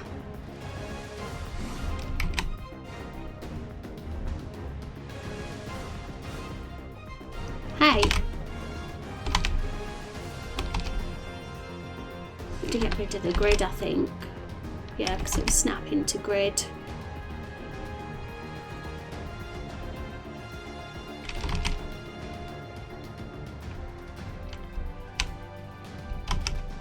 I kind of just want to give it a more pointy, you know, end, so it looks more like it's got a stinger.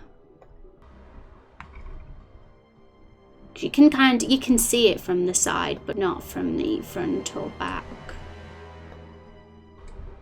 It just makes it a bit more pointy. I mean, I could do that too, but I don't have room.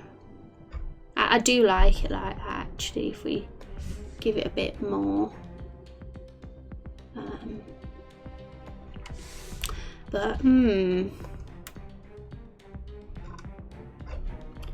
a hard one because we don't have the room. Like, this is going off the edge of the grid if I do that for that one. And I mean, I could move it up, but it'll screw up the animation, I think.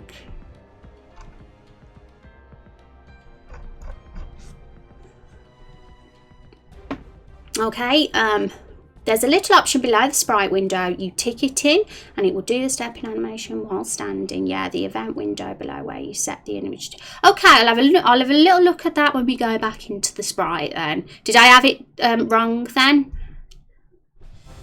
I'm curious what it'll look like now if I tick it.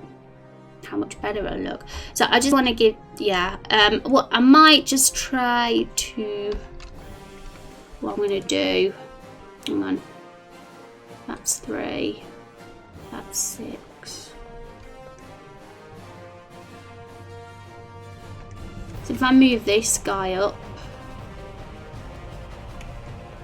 how much is it going to screw up the animation?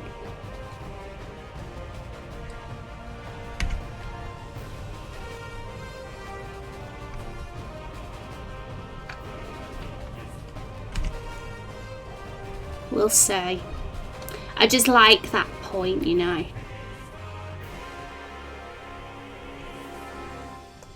Hey. Where are you? Why aren't you drawing on here? There we go.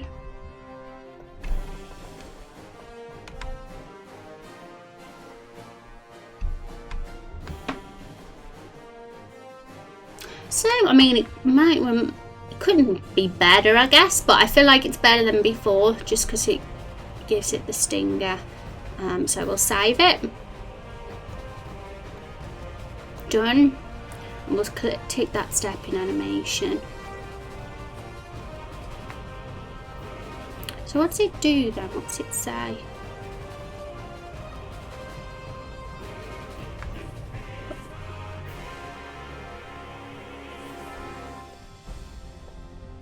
I'm hovering over it because it'll give a description, won't it?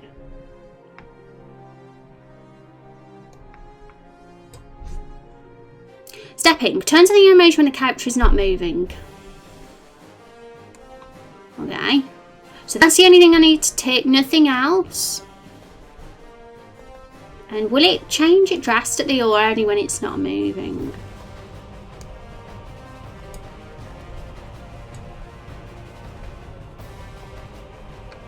do it for these as well, might as well.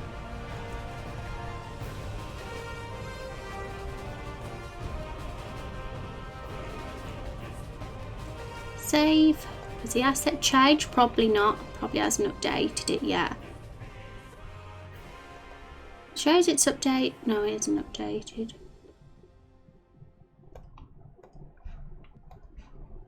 Shut down again then and open up. When it doesn't move, it still does the animation. Okay, we'll see then. I'm excited. Play.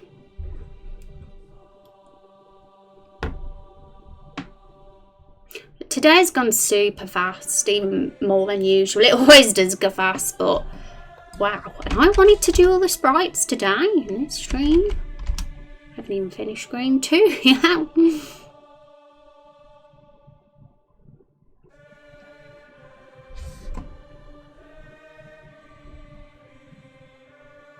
Holy moly, yeah, it's after 5 as well. Not even just gone 5. It's virtually 10 past 5. What even is going on with the time? Okay. Is it my imagination or do they look even better? I would have thought the mushrooms were cute before, but they suddenly look even cuter. I don't know if it's just in my head or if there is actually a difference. I want to know what the difference is though, if there is one. I'm very fond of the mushroom animation because it's like bouncing along. Its little mushroom is going in when it lands, and I think that is the sweetest. And here I am rambling on and you guys can't even see it because I haven't switched screen. Here we go. 5. Didn't it ring? Oh no, can't see the yeah, I forgot to switch it. Hi, Phil, welcome. I was going to call you Phil, but there's no H in your name. Welcome. Hey folks, I like your remotes. 11 o'clock in rainy Balvera. Welcome to the stream. Good to meet a new face. If you're curious what we're doing, that's the command. How is your Tuesday going, Phil? It looks more alive, doesn't it? Yeah, I was rambling on about how cute the mushroom looks when he's moving. It's like the little thing is bouncing and it's mushrooms going in when it jumps. I think that animation's so sweet.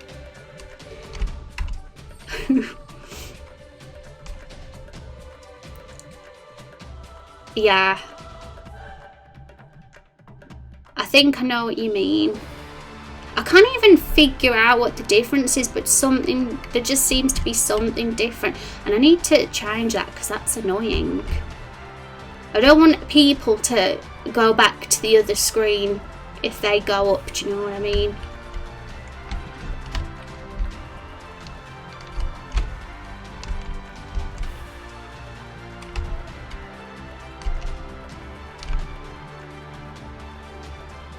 I suppose it was something we could do is speeds as well. Like we could make there's something about the bee that looks like it could be smoother and a little bit faster than the flower because of it being a flying creature. We'll have a little mess around with that then and see if we can do something about that.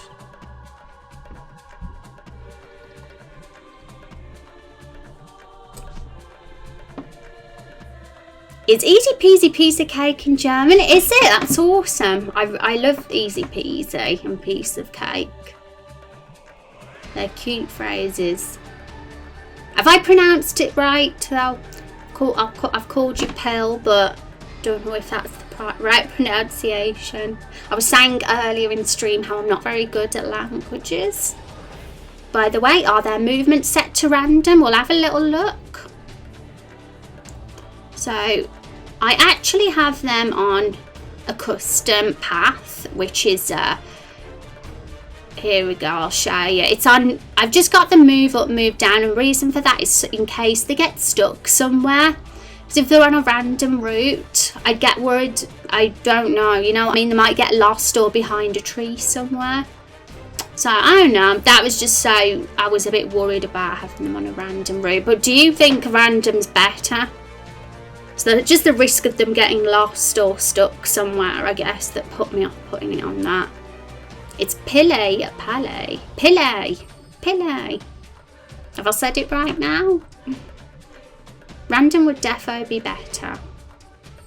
What are the types? We've got fixed, random, approach, and custom. Oh my goodness, approach would be everybody's nightmare, because that means they'd walk up to the player with the players trying to run past them. And I don't know what fixed is actually, what that means. Does fixed mean just standing still? We'll see what they look like on random then. I guess my fear of them getting stuck somewhere was my worry, but it could look more natural. I understand why. It could be better. It would have a more natural look to it rather than them all just having the same path over and over again. So we'll do a test and have a see. And what I wanted to do, I think this was it, speed and frequency. Change the bees, but keep the others as they are.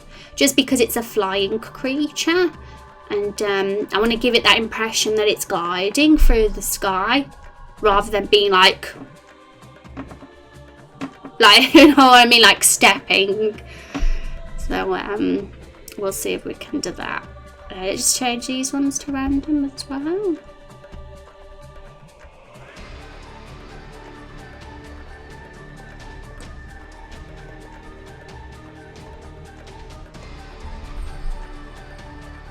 Pele.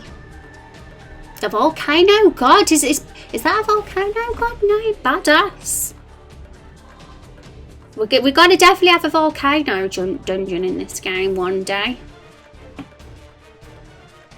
Just make sure that you don't have any small areas where they can hog the exit path. Yeah, you know, something like that happening. And then them all being there.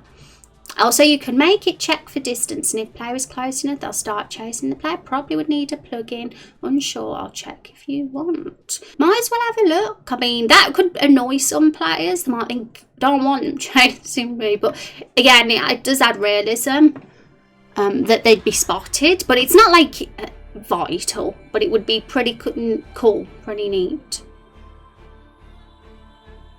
The goddess, actually? Oh, right. I'm going to Google that later. Muffin Mancer's giving me some lessons. With the bee, my best suggestion is to have it on a different sprite sheet with increased height and a little circular shadow at the bottom. Oh yeah, to give the impression it's flying. Because there's something, I think it's that one that looks the strangest. And I think it's because it flies and the others are ground-based creatures, so the others look fine. So yeah, we could give it a circle and make it higher as well, because it does fill up the whole sprite sheet, doesn't it? And it wouldn't allow us to, on its current sprite sheet, to do that. So we can change that for sure.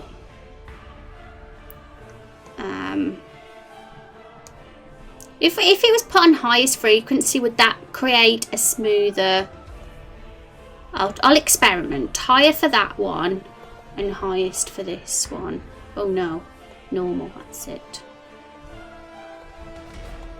Oh, that's on slower. Yeah, let's see what that one looks like on normal. I'm just curious what it'll look like. As for the bee sprite sheet editing, I'll probably do that off stream, because we spent enough time on the bee today. I don't want us to have a look at the other sprite sheets before we finish up today.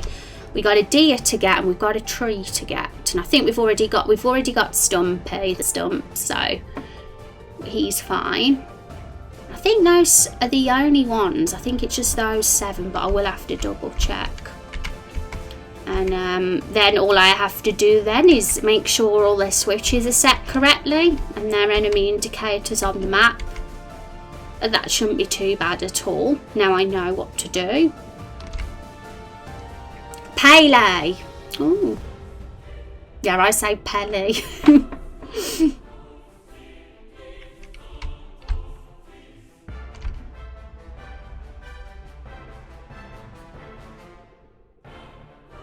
Okay, so I can't work out if that is any different.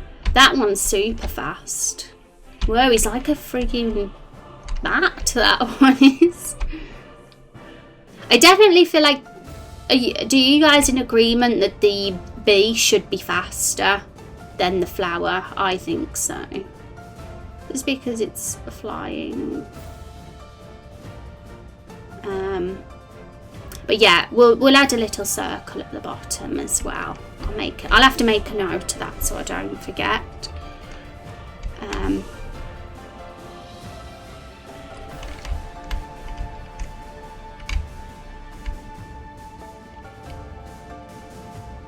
But yeah, random looks to be working. There's the possibility they could find themselves stuck behind a tree, but maybe not. We can still walk around. You know what I mean? Like, they can hide as well. But that's why it's good that we've got the enemy indicator. Oh, sorry, guys. I haven't got the game up again. I apologise. I need to get better at that. But once we've got the enemy indicators, it doesn't matter if they hide behind trees because we'd know they're there. Because we'll see them on the map if they are hiding. It would be a worry if we didn't have enemy indicators, but we have, so it's fine. So I'm just thinking, is that bee too fast? I think there needs to be a slight increase in speed with the flying creature to the ground creature.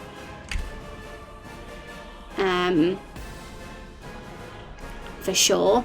It shouldn't be a slow coach. It's like that, if you know what I mean. It needs to glide through the sky. So I think the frequency is what does that though.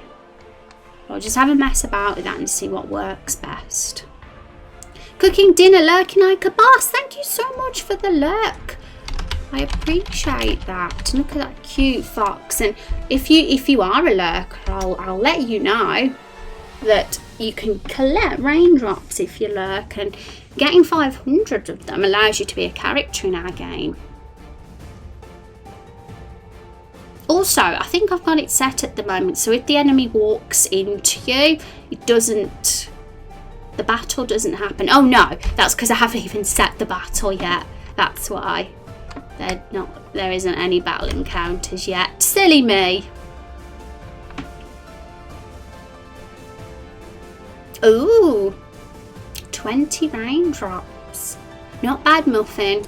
Considering you've only just started hanging around with us, that's not bad at all. I'm definitely ready for my dinner soon, I'll tell you that. Save. Okay, so I'm going to leave the bee sprite sheet for now because there's a lot of editing to do with him and it'll probably take the rest of the stream if we do him. So I'm going to just make a note. Bee sprite sheet. Add circle. And put on new sprite sheet. Sheet with more height. Okay, I'll remember it that way. Now, let's just get our paint file up again. So, plant mushroom, flower bee, done. Plant mushroom, flower bee, so they'll be on the third map, the same ones. And then it's Stumpy and the deer, and we have Stumpy. This little guy here is Stumpy. I love calling him Stumpy because it's the perfect name for him. I don't even know what we're going to call the actual enemy yet. And we have him. We look at Photoshop. Where is he? There. Here he is. That's his silhouette. So we've got him. So that means, and I think he'll be perfectly fine. He looks like he'd be fine once he's on the map, judging by how that sprite looks. And who else have we got? Yep, deer. So we need the deer, and I think what says that guy called Dragon has a reindeer sprite sheet, so that looks like it would be perfect. And the last one is this big tree dude. So we're going to have to search for a tree sprite. And that one will have to be larger than the others because he is a big one.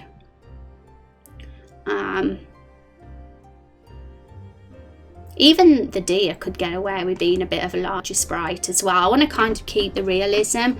Small things like bee, like literally the flower and the bee are smaller ones. So they shouldn't be huge sprites, but the deer could be like double the size or, 50% the size of those, and then have the tree be twice the size maybe, because it's a humongous beast.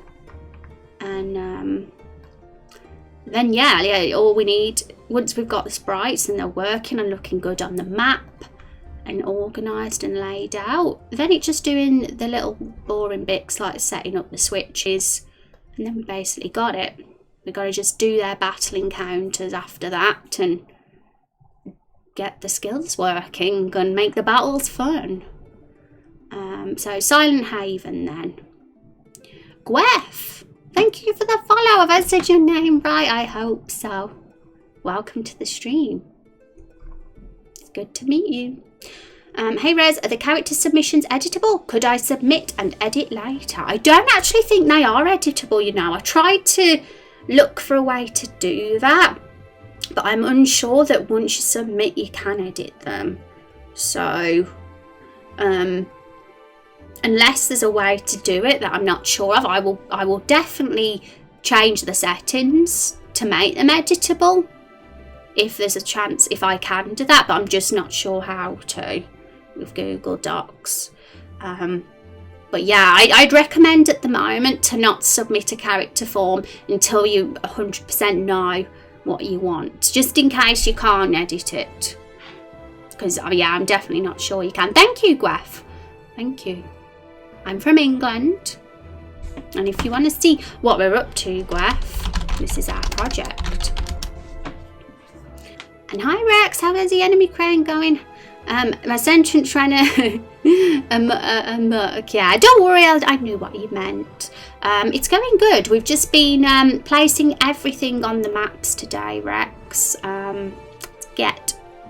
Let's close these and finding some really good sprites for the enemies too. It's been quite challenging. The bee was quite challenging to get working, and we still haven't finished him yet. So yeah, our job is to get the balance right with enemies on the map. We decided 4 would be a really good number for this, but nothing's set in stone yet. If we have to change it during testing, if we feel it's too much or too little, we can, but we'll just do what we feel is the right amount for now. And we will definitely have a stream in the future where we go through the Everbloom Forest and battle everything once the skills and everything's set up, and make sure we feel comfortable with what we have. And we've put 4 on this map too. So we've got the bees and flowers on this map, and we had the mushrooms and the toxic plants on that map. So for Silent Haven now, from our paint file, we decided we're going to have all the enemies so far on the map, not any new ones yet. So, and then we had the new ones from 4 and onwards. So right, let's get a Silent Haven. Let's think of where we could put these. Definitely here. 1 there and 1 there, I think. And then 1 there. And maybe 1 there. Kind of going like a common, consistent 4 enemies on map at the moment. 4 enemies on each map. I think if we go for that, that'll be good, and we won't know until all the battles and skills are set up whether that is the right amount. We might change our minds and think, actually no, I think 3 enemies on that map's better, or we might have to alter some things, which is fine. There's going to be a lot of that going on. Okay, so if we can have 4 on this map too, we can have 1 of each enemy. 1 plant, 1 mushroom, 1 bee, and 1 flower. So we'll put Mr. Yeah, we'll put Mr. Toxic Plant here. Mr. Mushroom on this one.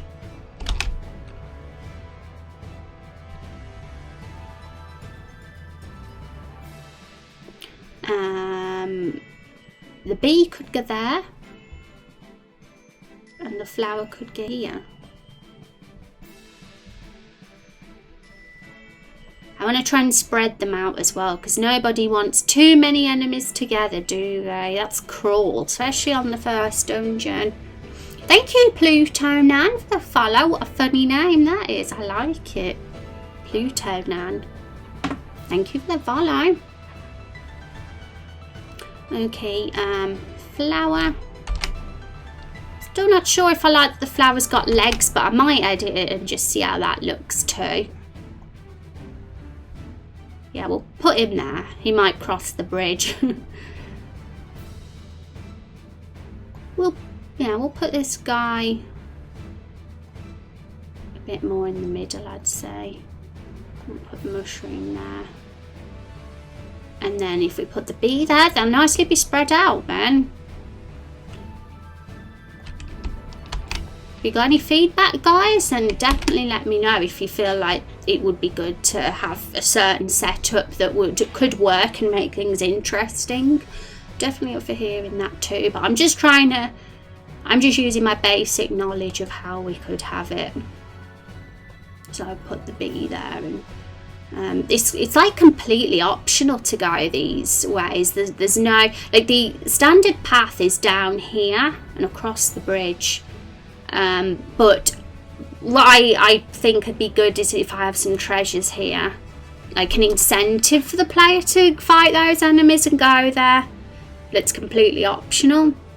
So we'll definitely have a stream about items and treasures as well. We briefly talked about that in the crafting system at one point. I think one thing that will be important is to have an item that heals poison in this forest, because the toxic plants are going to give poison.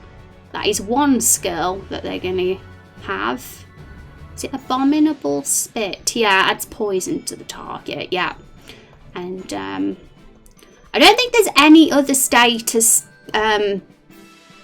like things like sleep. We're not going to introduce sleep or paralyze or anything like that. It's too early to throw too much. It's only the first dungeon, so we're literally going to have poison as the only thing that's bad at this point, the only state.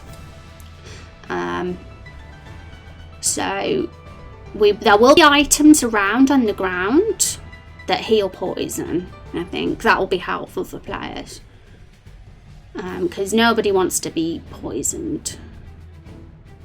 Nobody wants that. It's a horrible thing.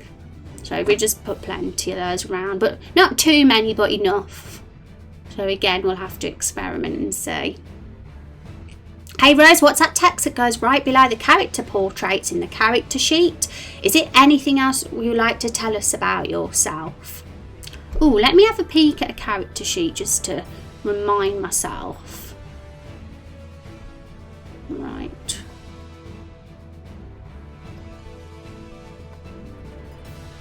Just on the Discord now. So what? Yeah, this bit here. You mean this is right? Let me open a character sheet, because I want to make sure I give you the right information there. Google Forms. But I think anything else you'd like to tell us about yourself? It might be that one, but it might not be. Let me just, I'm going to have to confirm it. So, playable characters.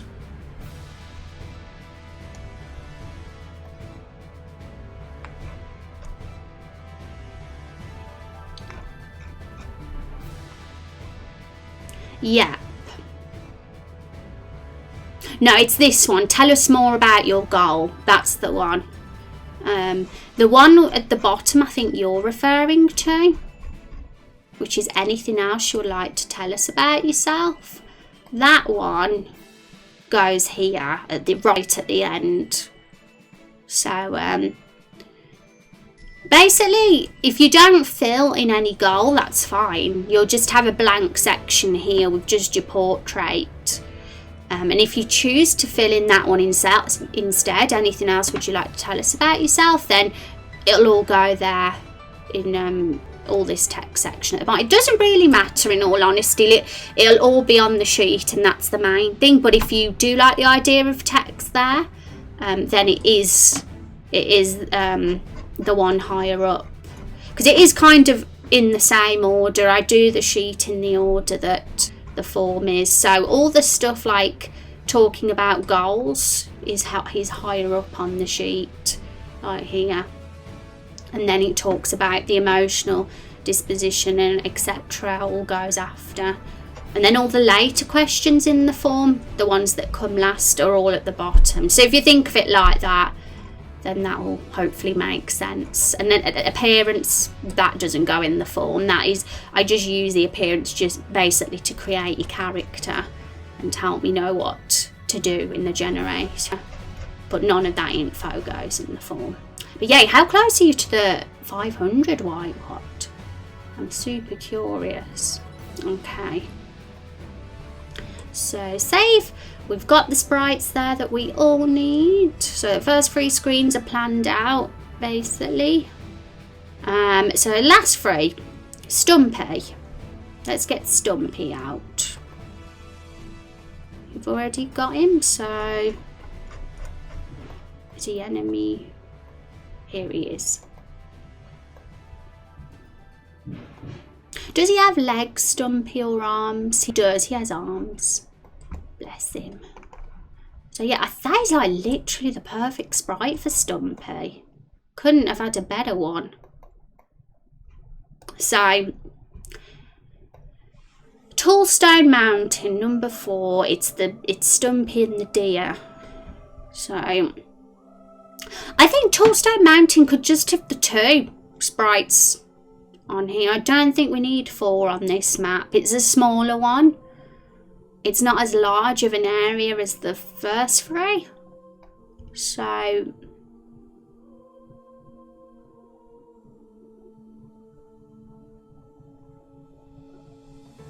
we could have the deer here and Stumpy there, but we need the deer sprite now.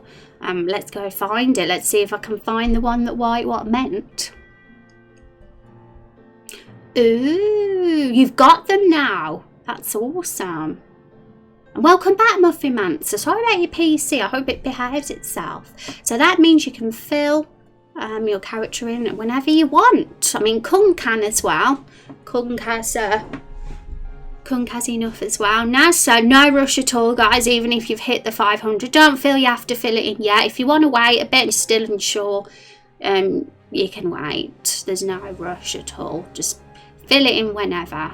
But if you want to, obviously do it and let me know when you've done it. I do tend to check regularly anyway, but sometimes I might miss a day and not look. So if I haven't looked and you've done it, just say in the Discord and I will have a peek. And what I do is I like to set a stream aside to do character creation sometimes. So sometimes I'll do them off stream, but sometimes I'll do them on stream. It all depends on what the in-game tasks are like, and if we've got loads of in-game tasks, sometimes I might choose to concentrate on them and do the character sheet off stream. But if somebody would rather me do their character on stream, and say, if you're like really excited about it and say, oh well, I want to see it on stream, then just say, and then I'll be more likely to show it on stream.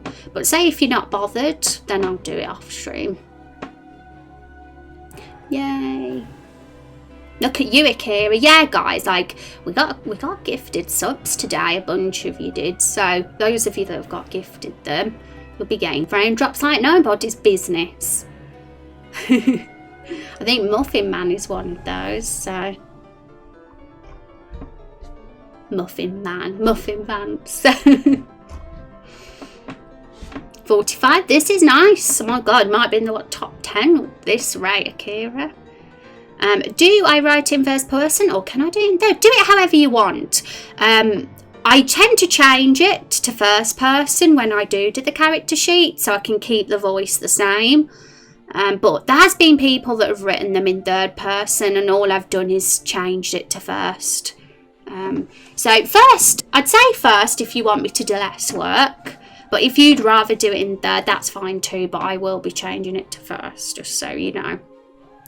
I think I know, but I'm a bit puzzled about how I should fill it out. Okay, well, if you've got any questions, Kung, you can either ask them in stream or DM me, and I'll help you.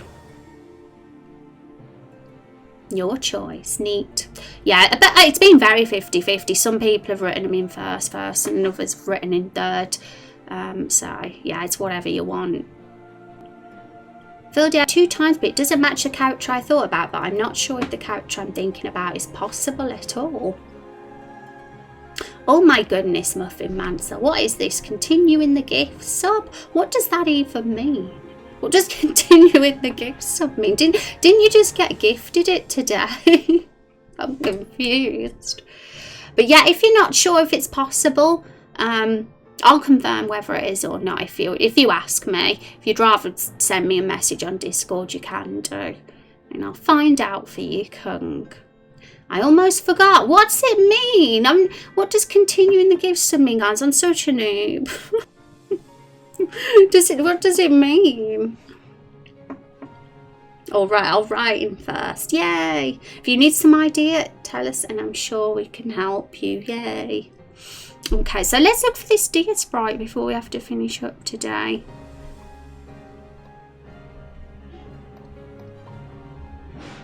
Okay, so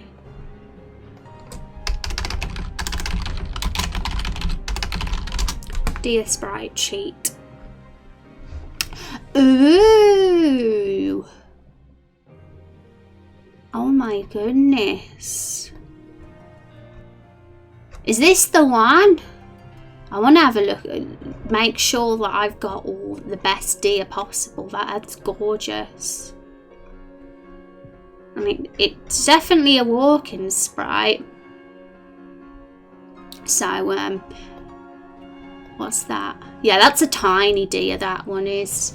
I think we want the big deer, and this looks like a big deer, so I think that's going to be perfect. Yay! And we need a big tree one as well, so I'm going to get a tab up for that as well.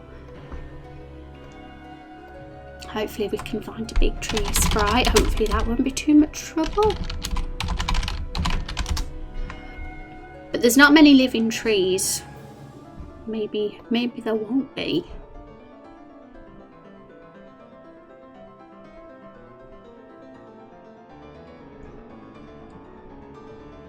It's just going to be standard trees, isn't there, I bet?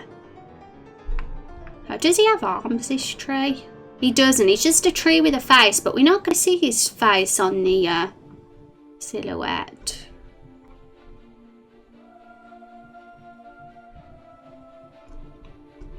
I bet there's not going to be one, is there? There's not going to be a walking tree. Seems too good to be true. The only thing we could do then, if there isn't one, is get an actual tree, make it a silhouette, and just make it walk ourselves. But wow, how will we pull that off?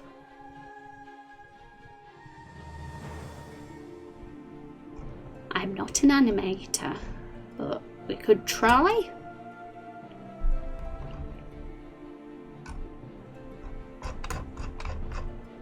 Tree monstering, would that something come up? Because getting an actual tree for a silhouette won't be hard at all. Like, we've got plenty of tree assets. We want a big one. Gotta make sure we have a Creative Commons one though. Some of these aren't even RPG Maker ones.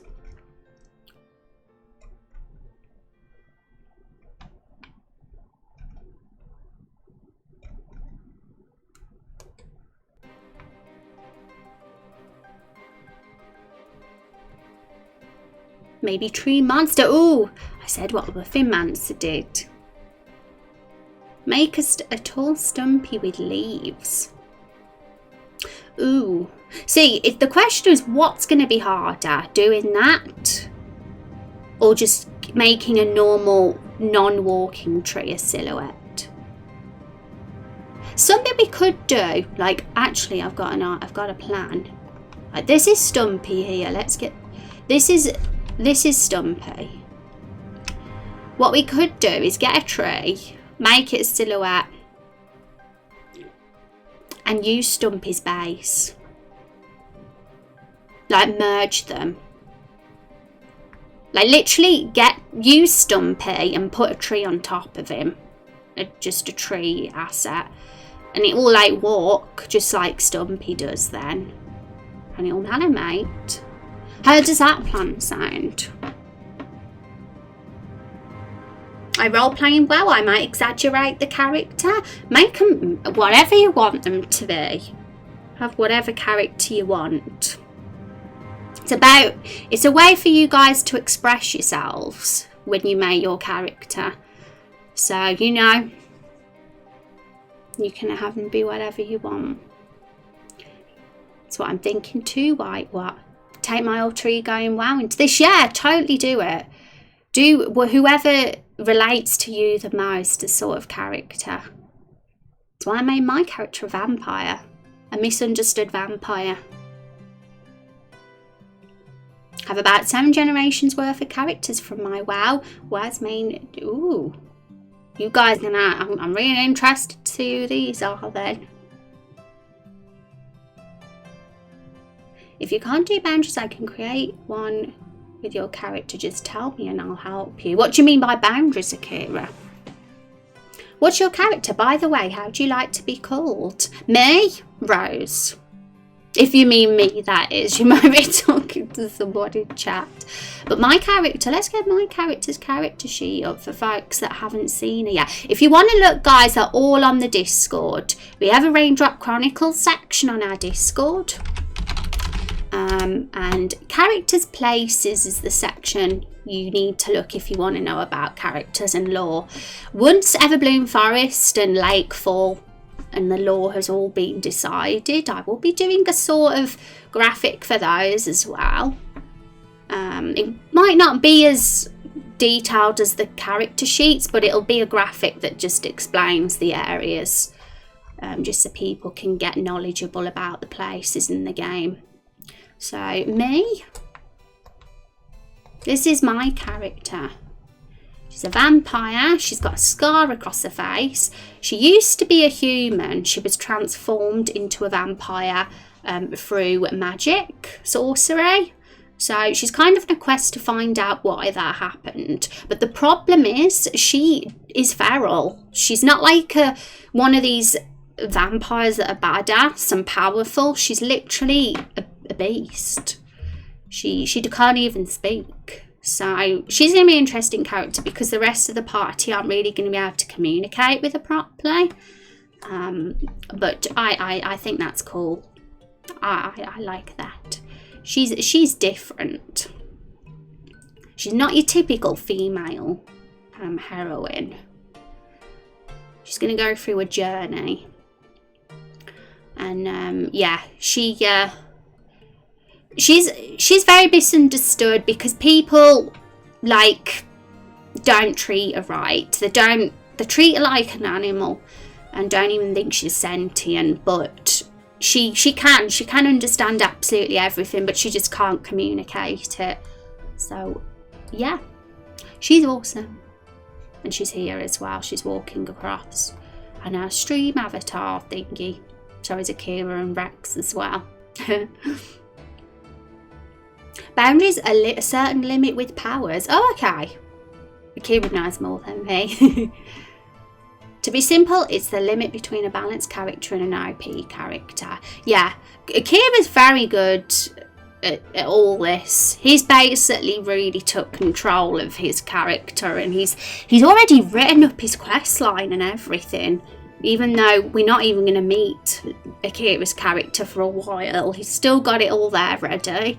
And that's awesome because when we get to that part of the game. It'll make my job easier because he's already kind of done a lot of the writing, and I want to give you guys freedom with your characters in that way, in terms of your character's backstory and quest line, because every character's going to have their own quest line, every created character from a character sheet. So you guys that have got the 500 raindrops, all your character will have their own quest line, and they'll be optional. Players won't be forced to do them, but it'll be there if you want to get their ultimate weapons or special items for the ones that aren't playable characters.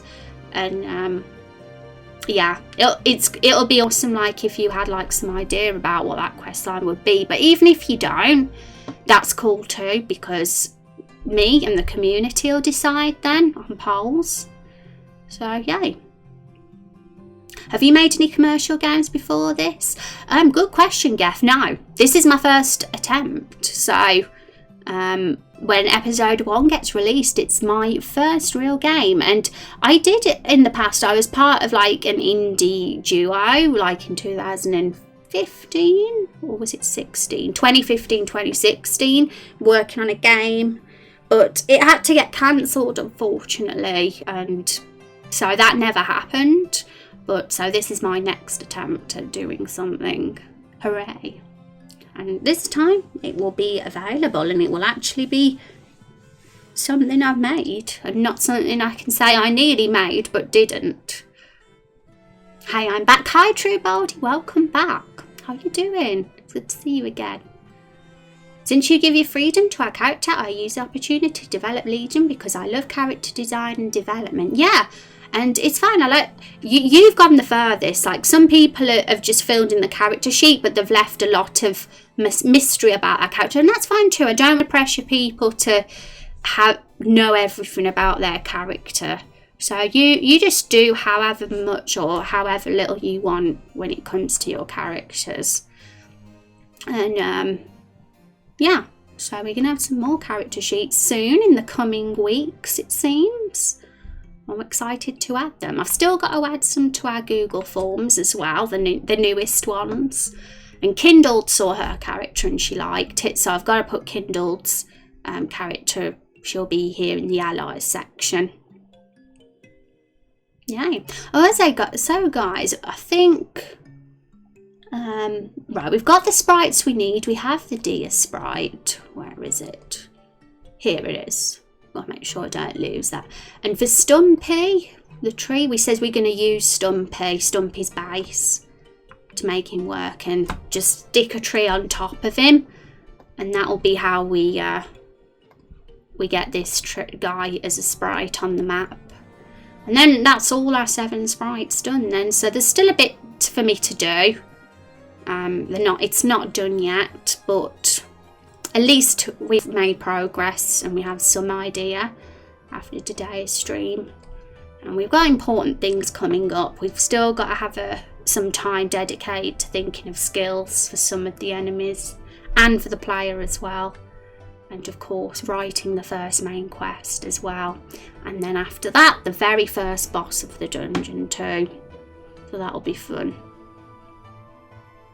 You made a lot, yes. It's awesome. Okay, guys, so I am probably going to finish up soon. Who wants to join me on a raid? We're finishing. I've said if we're going to do hosts and raids, I need to finish a little bit before 6 o'clock, so I've got time. Because I'm always rushing off for dinner if it's too close to 6. Oh my goodness, Chub Cheek coming in at the end, just as we're about to finish. Thank you so much. Oh my god, hearts. And I know you don't like Mark. So he's gonna go now. Thank you so much for the 20 months, Chub. I appreciate that. Guys, let's have some hype and chat for Chub Cheeks. And for True Baldy for all the gift subs that he gave today. And for everybody else for being awesome. And all the follows, guys. We're hanging out. And I will be back again tomorrow. My schedule is every Monday, Tuesday and Wednesday. Exclamation mark schedule. Thank you for the follow, Pele. I appreciate that. That is my schedule. Same time every day, Monday, Tuesday, Wednesday. And if you want to follow me and the game on Twitter, those are the links. And obviously, if you want to join the Discord, that's a link for that too. And that's all you need to know, I think. So guys, raid time. Exclamation mark, raid, Rose Raid Blood, copy and paste that.